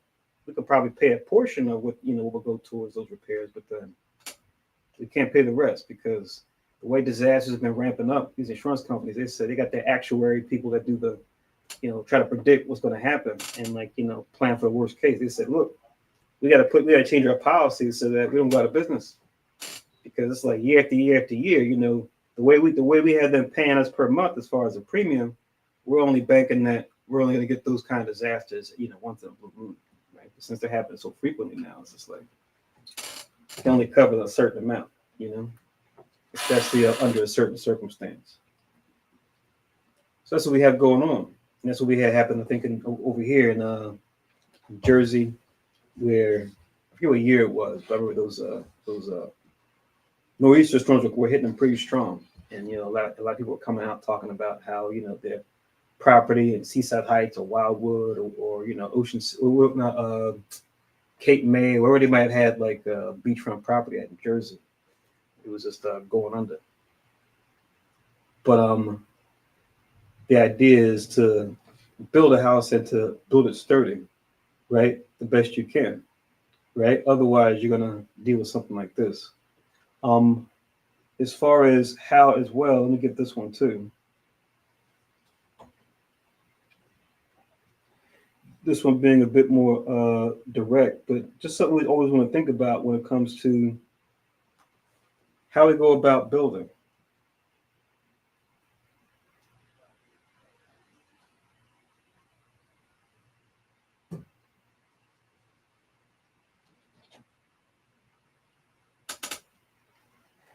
Oh, I don't have to get it, but you can just link this with Luke chapter 6. 46.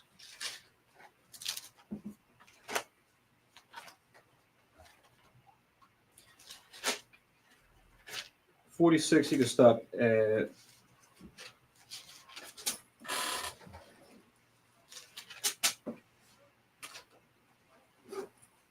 down to 49.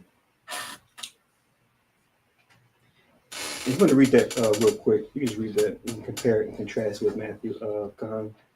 You can read this one too. Luke chapter 6, verse 46. And why call ye me Lord, Lord, and do not the things which I say? Whosoever cometh to me and heareth my sayings and doeth them, I will show you to whom he is like. He is like a man which built an house and digged deep and laid the foundation on a rock. And when the flood arose, the stream beat vehemently upon that house and could not shake it, for it was founded upon a rock. Mm-hmm. But he that heareth and doeth not is like a man that without a foundation built an house upon the earth, against which the stream did beat vehemently, and immediately it fell, and the ruin of that house was great. Right. So the same understanding, right? Same time period. Christ doing his Sermon on the Mount, giving this example, right? When it comes to how we go about building, right? Literally and figuratively. But the other verse I wanted to get on this, so I guess the other parables I wanted to get to express why building was important, or how to go about building is important. It's in more than one gospel, but the one you can get is in Matthew chapter 12.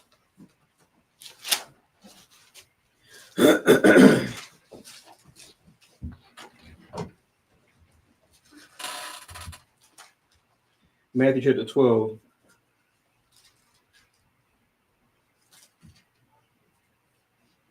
And verse 29.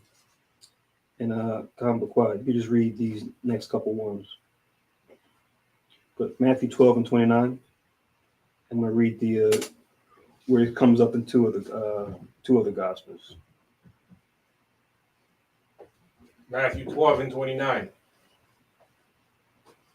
Or else, how can one enter into a strong man's house and spoil his goods, except he first bind the strong man, except that he first bind the strong man, and then he will spoil his house. Right. So the hypothetical, right? It's not saying that, yeah, I want to go and rob somebody, right? But what Christ pretty much outlining here is like, yes, if you're going to go into a strong man's house and take it, right? You can't just go up in there because he's a strong man, right? He's fortified, right? He's going to be aware, and even if he's not, you're going to be at a disadvantage. So we got to have some kind of strategy to say, okay, in order for me to go in here and take his things, he's going to wrestle with me. I got to figure out a way to bind him up, right? I'm even thinking about from our famous judge from old times, Samson, right? To where the heathen had a problem with Samson because the Most High was with him. He was kicking their behind, even when he outnumbered them.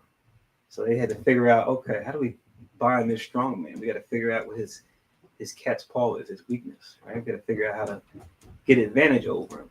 Let's see if we can use a woman as a means to break down his defenses, right? To figure out what the secret of his strength is. So we see that in that story, even there, when it came to them trying to get advantage of Samson, they couldn't withstand him, right? He was just too powerful for them. As the Most High gave him that power through the Spirit. But yeah, we see this here as far as you're going to have to bind him first, right? Let's get this also in Mark.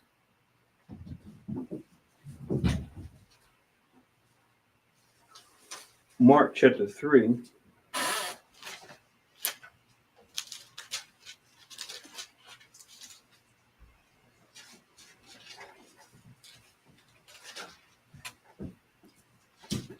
And verse 27.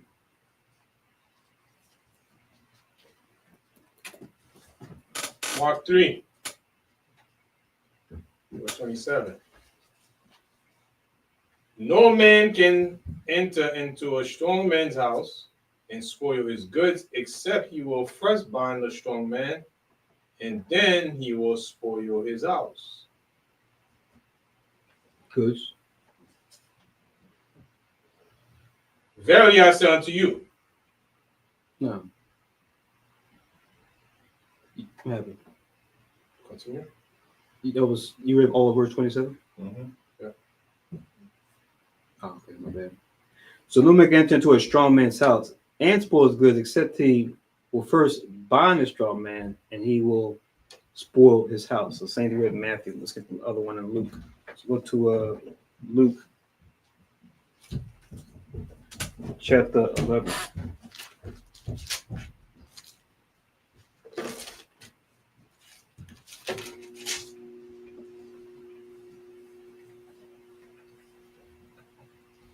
Luke chapter 11.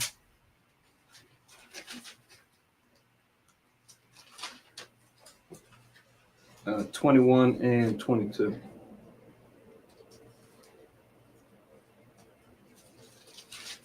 Luke chapter 11 and verse 21. When a strong man keepeth his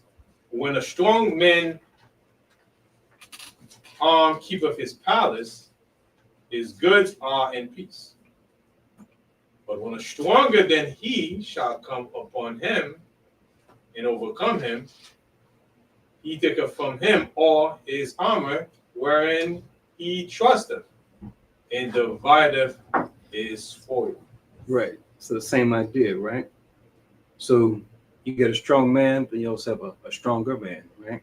Like they say that the saying in the world is always a bigger fish, right? But the thing is like you have to pretty much figure out, okay, makes this man strong, and what makes me stronger than this man? What advantage do I have?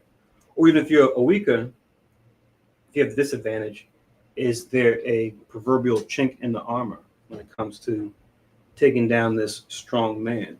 And like I said, this verse is literal, but then it could be used metaphorically, referred to, an organization or a group or a certain location, whatever it may have you. It can be applied in different settings.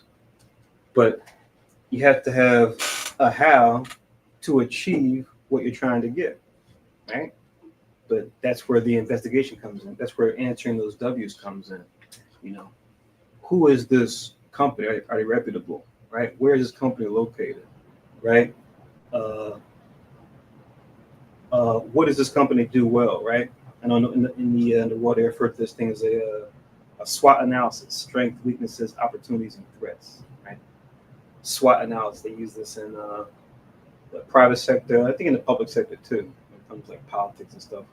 Try to figure out, okay, if I have competition, what am I up against, and then how do I defeat this competition, right? Or how do I take maybe a thing that the competition maybe doesn't do so well at? They may do it well at like, 90% of the things, but the 10% things that they may, the 10% part that they may not be so good at, maybe that could be my way in, right? If we're talking about, competing either in politics or in business, right? These could be parallel to this strong man and stronger man, right? Metaphorically. As far as how we build, one more, and then you just read this one. This is going into drawing in the net, right? We use this one a lot when it comes to when we talk about how Christ told Peter and Andrew, his brother, I took you from fishing, right? Fish. Now I'm going to make you fishers of men, right? And we use this metaphor a lot. We say, well, how do you fish, right? You have to use bait, but then depending on what type of fish you're looking for, you might need to change your bait, right? You have to use one bait versus another. Or use one type of net versus another type of net, right? Or one type of fishing line versus another type of fishing line, right? But Matthew chapter 13.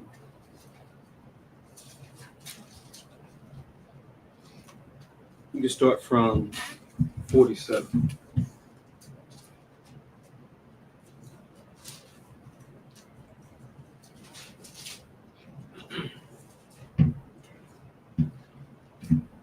Matthew chapter 13, verse 47. Again, the kingdom of heaven is like unto a net that was cast into the sea and gathered of every kind, which when it was full, they drew to shore and sat down and gathered the good into the vessels, but cast the bad away. Right. It's kind of what we read before. Then the more popular one is the wheat versus the tares, right?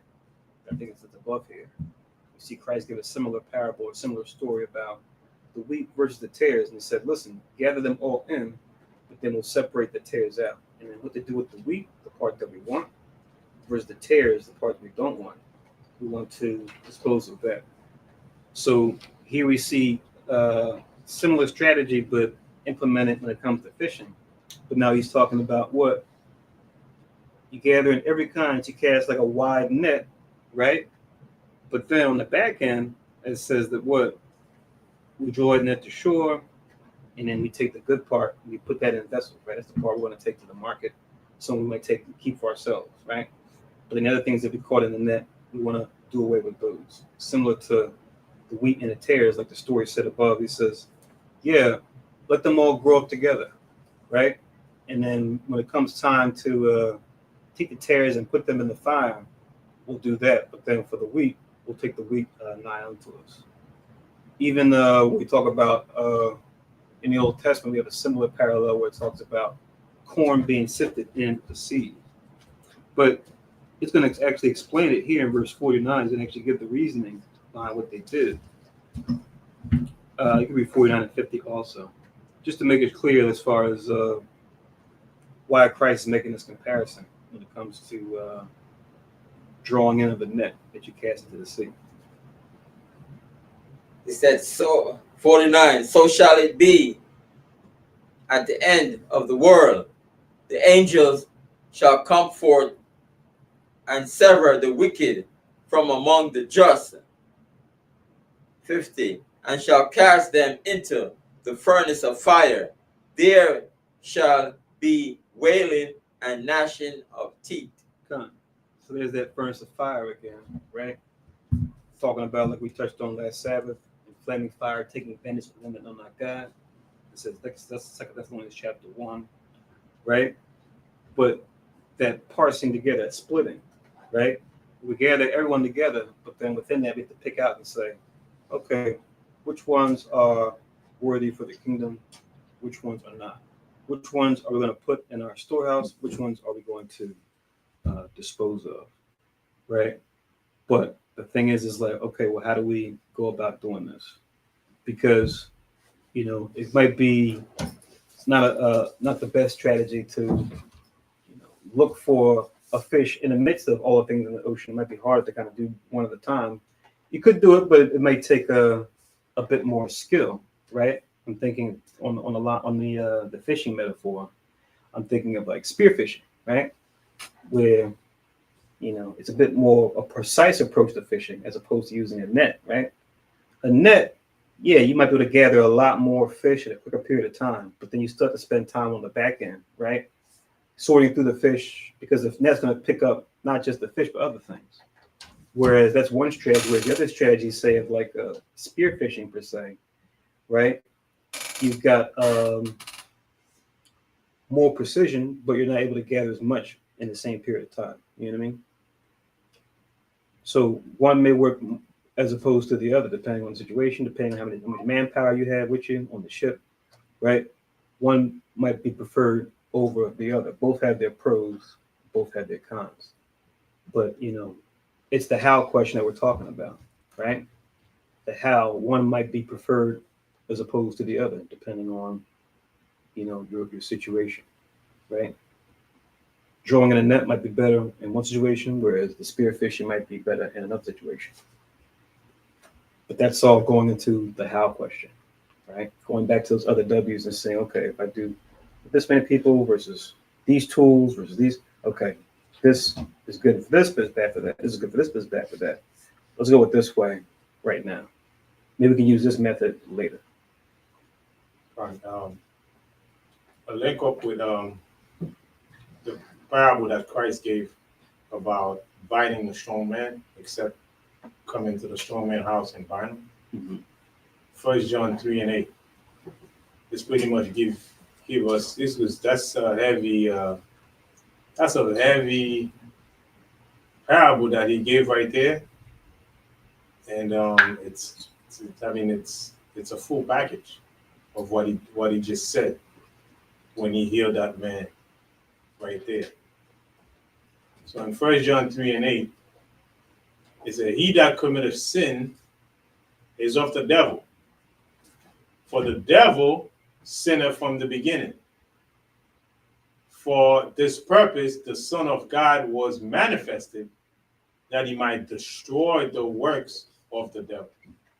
So what he did right there, he came in the world is this world that Christ came into is Satan's dominion. He's the strong man. So he came in, and the possession of Satan and the strong man is the people that he has under control, right? That he have under sin. They sinning, so he pretty much have them under control. That's his possession. So Christ right there came in and healed that man in Satan's house. So that means he took over his possession. He bind Satan, and then pretty much healed the man. So he took his possession, which was that man that was, sick, that he pretty much healed right that in there. So it's and it's not like he came in and completely annihilated him. He just showed you that he's a tool that, when he makes his second coming, he's gonna finish him. But as of right now, he can come into his house and bind him and do whatever he wants. And as long as the Most High, allow him to do it. But at this point, it's like little by little. All the healing that he was doing, all the miracles, is just show you that, see, I can come in here and do this, even though it's that man dominion. I got him under control. It's a parallel in the strong man you said to Satan. No, it's the opposite. Huh? So it was the opposite? Yeah. No. No? Because that's why they said he was doing it by the power of the devil. So the world is pretty much Satan's dominion. So he pretty much got everybody under control. And Christ came in his dominion and pretty much, do the miracles in his dominion. He's supposed to be the one ruling this kingdom. So, in my understanding, the strong man will be the person who's not doing sin. The strong man. Yeah, because you got to bind him to take his goods. That's why I said it was heavy. It's a heavy parable. Because when the weight he laid out, Satan's supposed to be the strong man that rule this kingdom. So he come in inside his house, and he's doing all the miracles that he's doing. Because remember, Yahushua's dominion is not yet established. This is supposed to be Satan's dominion. That's why when we read the scripture right here, check this out. Let me read it again in 1 John. 1 John 3:8. It says, he that committeth sin is of the devil. For the devil sinned us from the beginning. For this purpose, the Son of God was manifested, that he might destroy the works of the devil. So the works of the devil is to keep people in sin in this dominion. And then, with all the sickness and everything that's going on, is a lot of it is us being in sin, and Satan taking over us, and we are his, not us, I'm talking about the whole world, and us, right? That's sinning, we are his possession, because he's the father, that sinned from the beginning. So the dominion is his. So in order for Christ to come in and do anything here, you got to make sure he bind him. So he bind the strong man, and now he's able to heal the person. That's supposed to be Satan's possession. Let's prove it as far as the devil's power. Go to Luke chapter 4.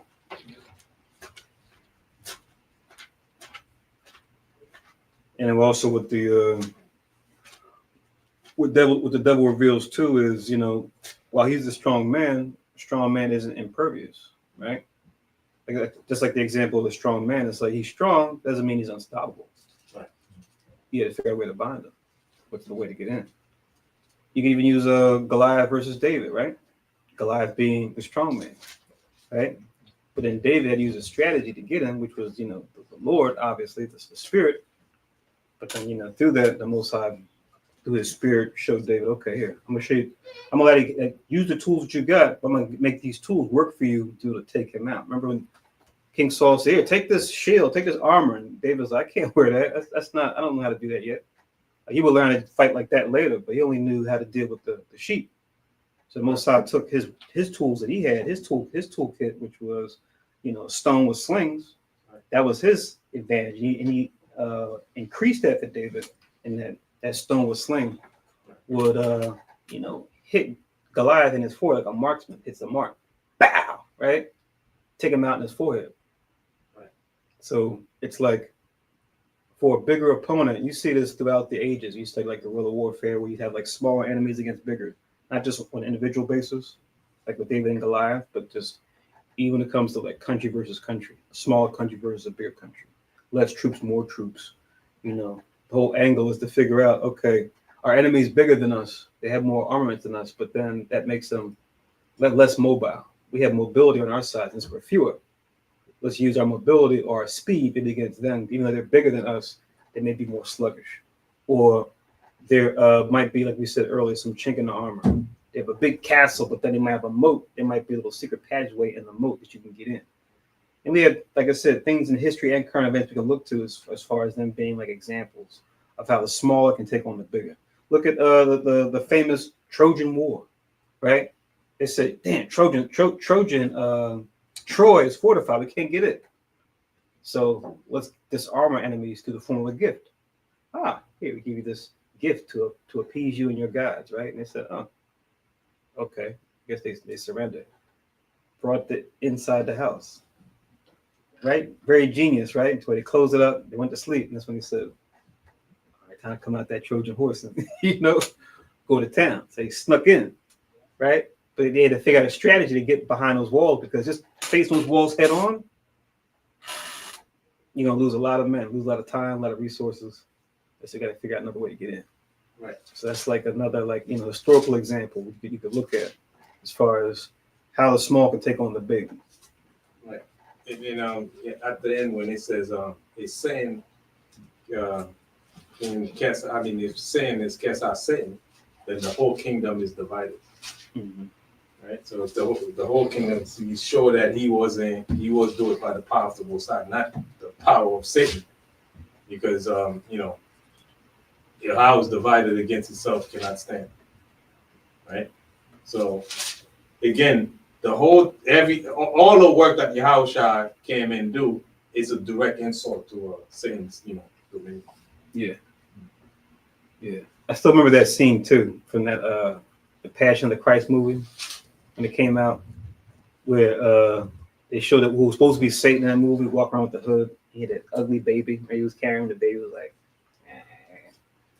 but then when when Caesar Borgia, played by Jim Caviezel, died on the cross, right, and then rose.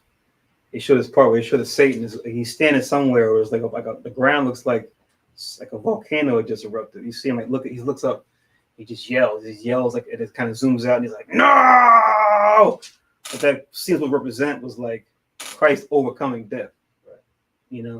Like I said, poorly casted, obviously, that the real Jews did not look like these guys, but that part was significant in that that was supposed to represent now Satan not being able to have dominion anymore like he did before, right? That was Christ, if you will, taking over the strong man, right? Now he's got the keys, just like he told Peter, right? I give you the keys to hell and death. We're not supposed to have these keys, but I found a way to get them, right? And I'm going to show you the way to get them too, and show others how to get the keys to overcome this death that Satan pretty much is like. That's like his playing field. That's his domain, his dominion, right? He controls that death. But now I give you the keys of life. But you got that in Luke 4 and verse 5. Luke 4 and verse 5. And it reads, and the devil taking him up into a high mountain, showed unto him all the kingdoms of the world in a moment of time. Mm-hmm. And the devil said unto him, all this power will I give thee, and the glory of them, for that is delivered unto me, and to whomsoever I will, I give it. Right. So Satan showing the power that he has, and also that he had to get the power from someone else. So we can use this verse in different ways. We can use it to show that the Most High is the top person, because it says it was delivered unto him. It wasn't something that he took on his own. No, it was given to him. And who else could give it to him but the Most High? And whosoever I will, I give it. So the Most High gave him that authority. But what's the issue though? Read verse 7. If thou therefore wilt worship me, all shall be thine. Right. So that's the way you can remain strong, by having Christ take the knee and say, yeah, worship me, and I'll give you all this stuff. Right.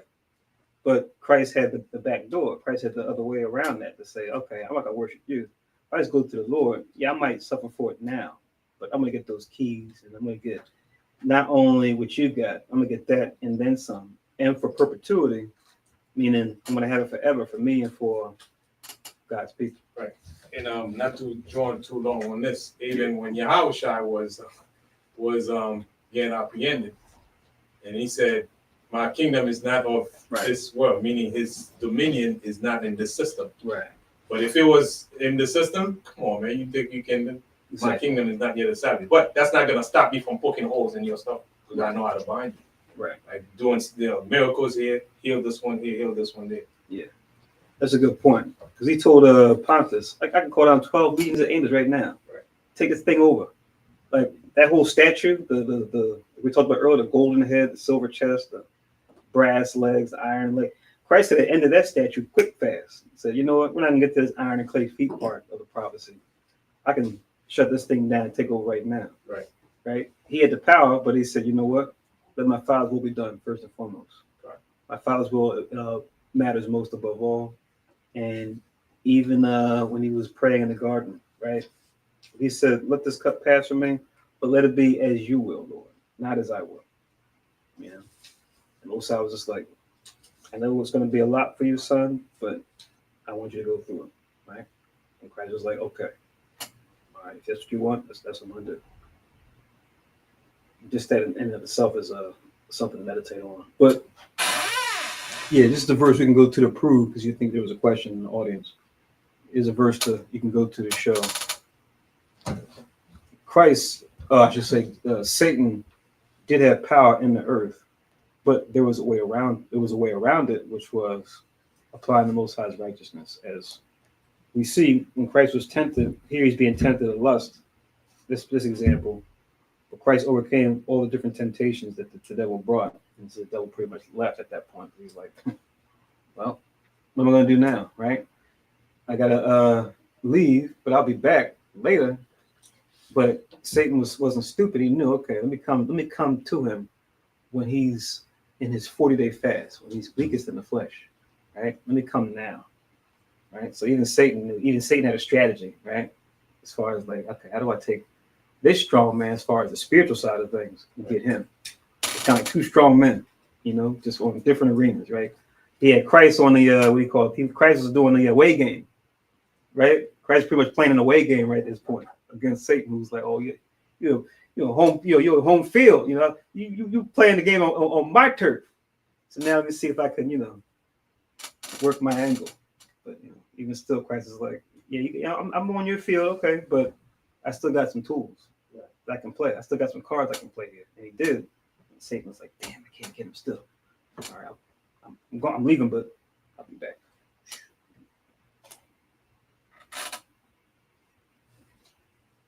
But yeah, just some good parables to meditate on when it comes to when we ask about how we go about things, right? And just remember those two things in conjunction, right? We talk about planning, we also talk about planning with strategy and how those can get mixed up. To distinguish between the two, right? The plan might just be, okay, here's something I want to attain, but the strategy is just as important, right? As far as what method I might use to get there. I might even use two in tandem, or use one at first and then apply another one if the first one doesn't work, right?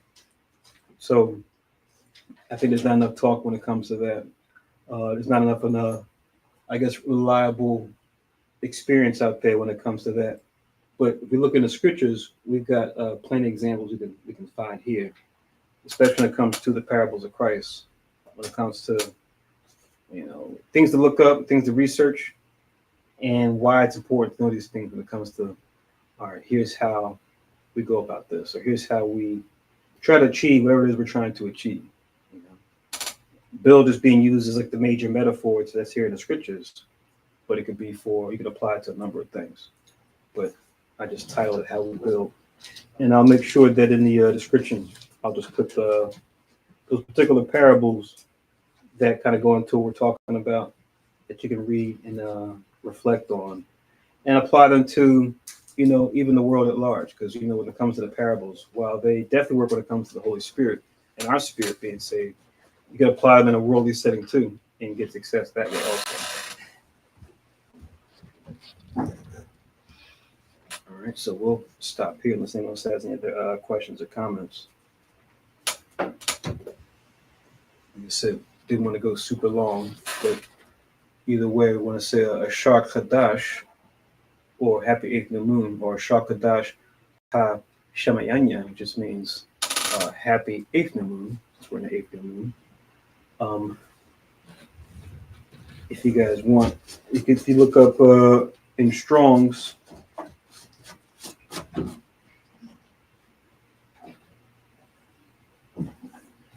it's H88066, but in Strong's 8066, that's where you see the number 8 or 8th. But maybe I'll put it in the chat for now. But if you, I could probably do too going forward. I can just put a link to it if you guys want to just screenshot it or just look it up later. You just look up. What I usually do is look up the word 8 where it comes up in the scriptures.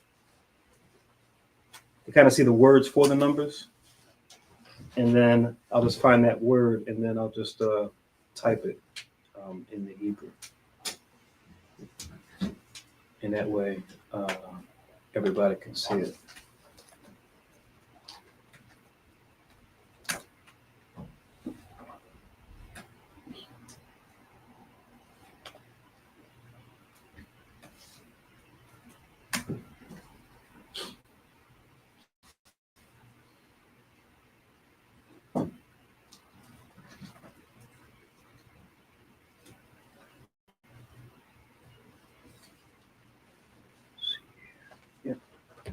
And tools,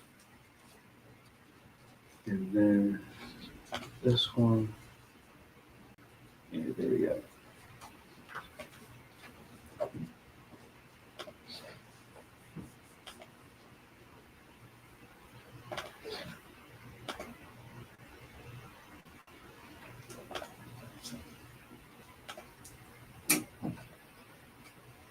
My desktop is inverted, but this is the Strong's 8066 for the word for eighth. I zoom in on it, get a closer look at it. But yeah, that's it right there. So Shamayam Yah.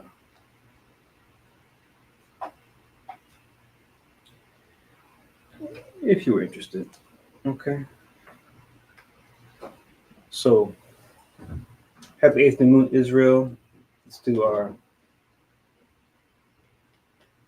housekeeping. So remember our teleconference class every Tuesday and Friday from 7 to 10 p.m. You want to call 667-770-1085. Conference code 521455.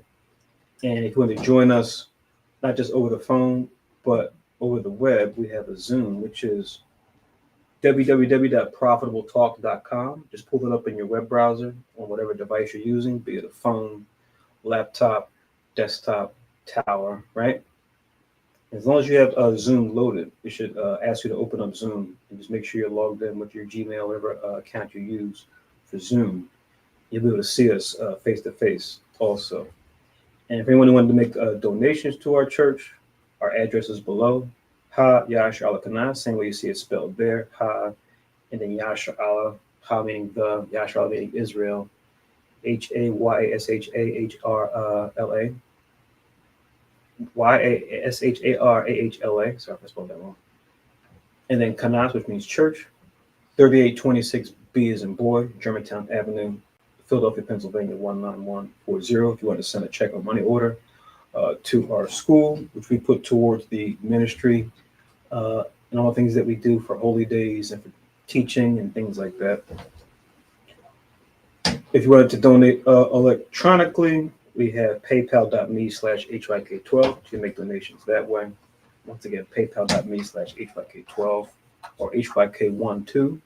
Also, you can Zelle us at 646-620-7378. Please like and share the video. As we know, more and more prophecies are coming to pass. We want to get that warning out there so that all Israel will hear this warning, and whether they heed it is another thing. At least they've heard it to where we can say, hey, we did our part. Did you do yours when it came to your calling? So continue to spread the word. Shout out to all the other camps out there that are doing the same, trying to reach out to Israel, keep their own congregants in tune with the scriptures so that they don't fall astray and fall back into the ways of the world. Like we talked about earlier, and like we talked about tonight, you know, that are showing them, look, here's how we build to have something that'll last forever, right? Even in this world as it's on its way out. Here's how to build something that's going to last. Here's how to build a house that's on a rock and not sand, right? And why it's so important. We give that message to all of our people, but we know only some are going to receive it and actually apply it. As Paul tells us, right, in his letter to the church of Corinth, he said, I made all things to all men, that what I may by any means save some. All right. And I see that question. Let's see if we can talk about that maybe offline. Our number is still the same, but we can go into those specifics if you had a question about that. But Musa's will. Everybody enjoyed the service this evening. We'll say Ashar Kadash once again. With that, we'll do the closing prayers. So Shalom Yasharala, keep the holy day holy. If you have to work this morning, just try to make sure you stay in the spirit of the holy day as best you can. Trying to buy anything if you can help it, right? Only things that are out of necessity. Try to prepare your food. Like I said, you can cook today, but we can't buy and sell like a Sabbath. But only buy things that are necessary if you were blindsided and just didn't remember. But still try to keep the new moon holy, even if you do have to work today. All right, that we'll do the closing prayers.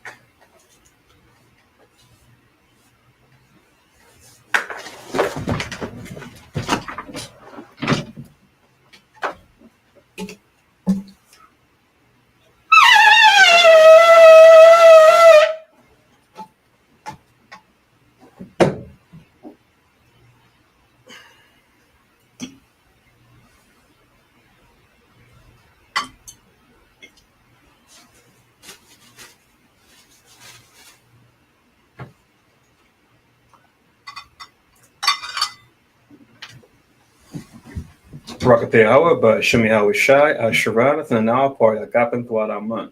La Yawa ba Shemi Hawa Shai of Yashara.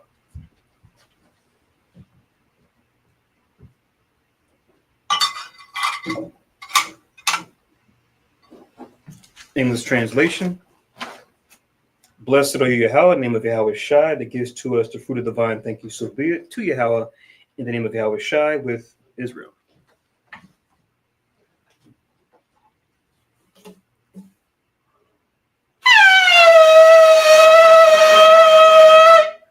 Amadwa, Panyua Yeroshim, stand the face, Jerusalem.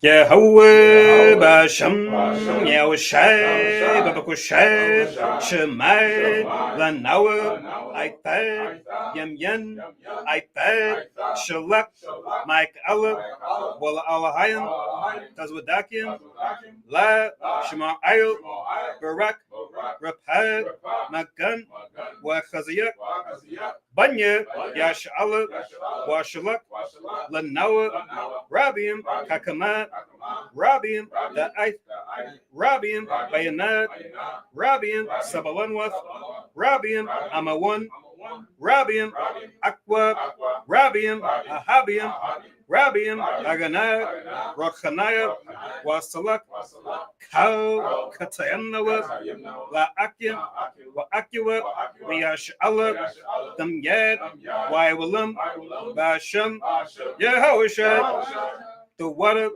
Aman. English translation. Yahweh, in the name of Yahweh Shai, please listen to us now. Right now, send Michael and the righteous powers to watch over, bless, heal, protect, and make strong the children of Israel. And send to us much wisdom, much knowledge, much understanding, much patience, much faith, much brotherhood, much love, much spiritual protection, and forgive all our sins. For the brothers and sisters in Israel, always and forever, in the name of Yahweh Shai, thank you, so be it. Four corners prayer. Yahweh, Yahweh, Basham, Basham, Yahushai, Yahushai, Barak Nawab, Barak Nawab, Wiyash'Allah, Yasha'Allah, Wabat Yasapariam, Yasapariam, Shema, Shema, Yashirallah, Yahweh, Elohai Nawah, Yahweh, Aked. English translation, Yahweh, in the name of Yahweh Shai, bless us in Israel in the house of books. Then we said, Hear Israel, the Lord our God is one Lord. Prayer for the food. Yahweh, Gadawo, Basham, Madawanya, Yahweh, Babakusha, Barak, Makao, Yanawa, Shatayawaf, Yanawa, Yayan, Yanawa, Lacham, Yanawa, Shakara, Yanawa, Zakhar, Shal, Hayarak, Kadash, Basham, Yahusha, the water, Amen. All right, Shah Kadash, Yasharala. Both sides will talk to everybody tomorrow evening for the Tuesday class, either in person, by teleconference, or by Zoom. All right, so Laila Tuak, Yasharala. Enjoy the feast and enjoy your day today. Like I said, if you're off or if you have to work, try to enjoy the feast as best you can, and we'll talk to everybody for the class tomorrow evening. Shalom.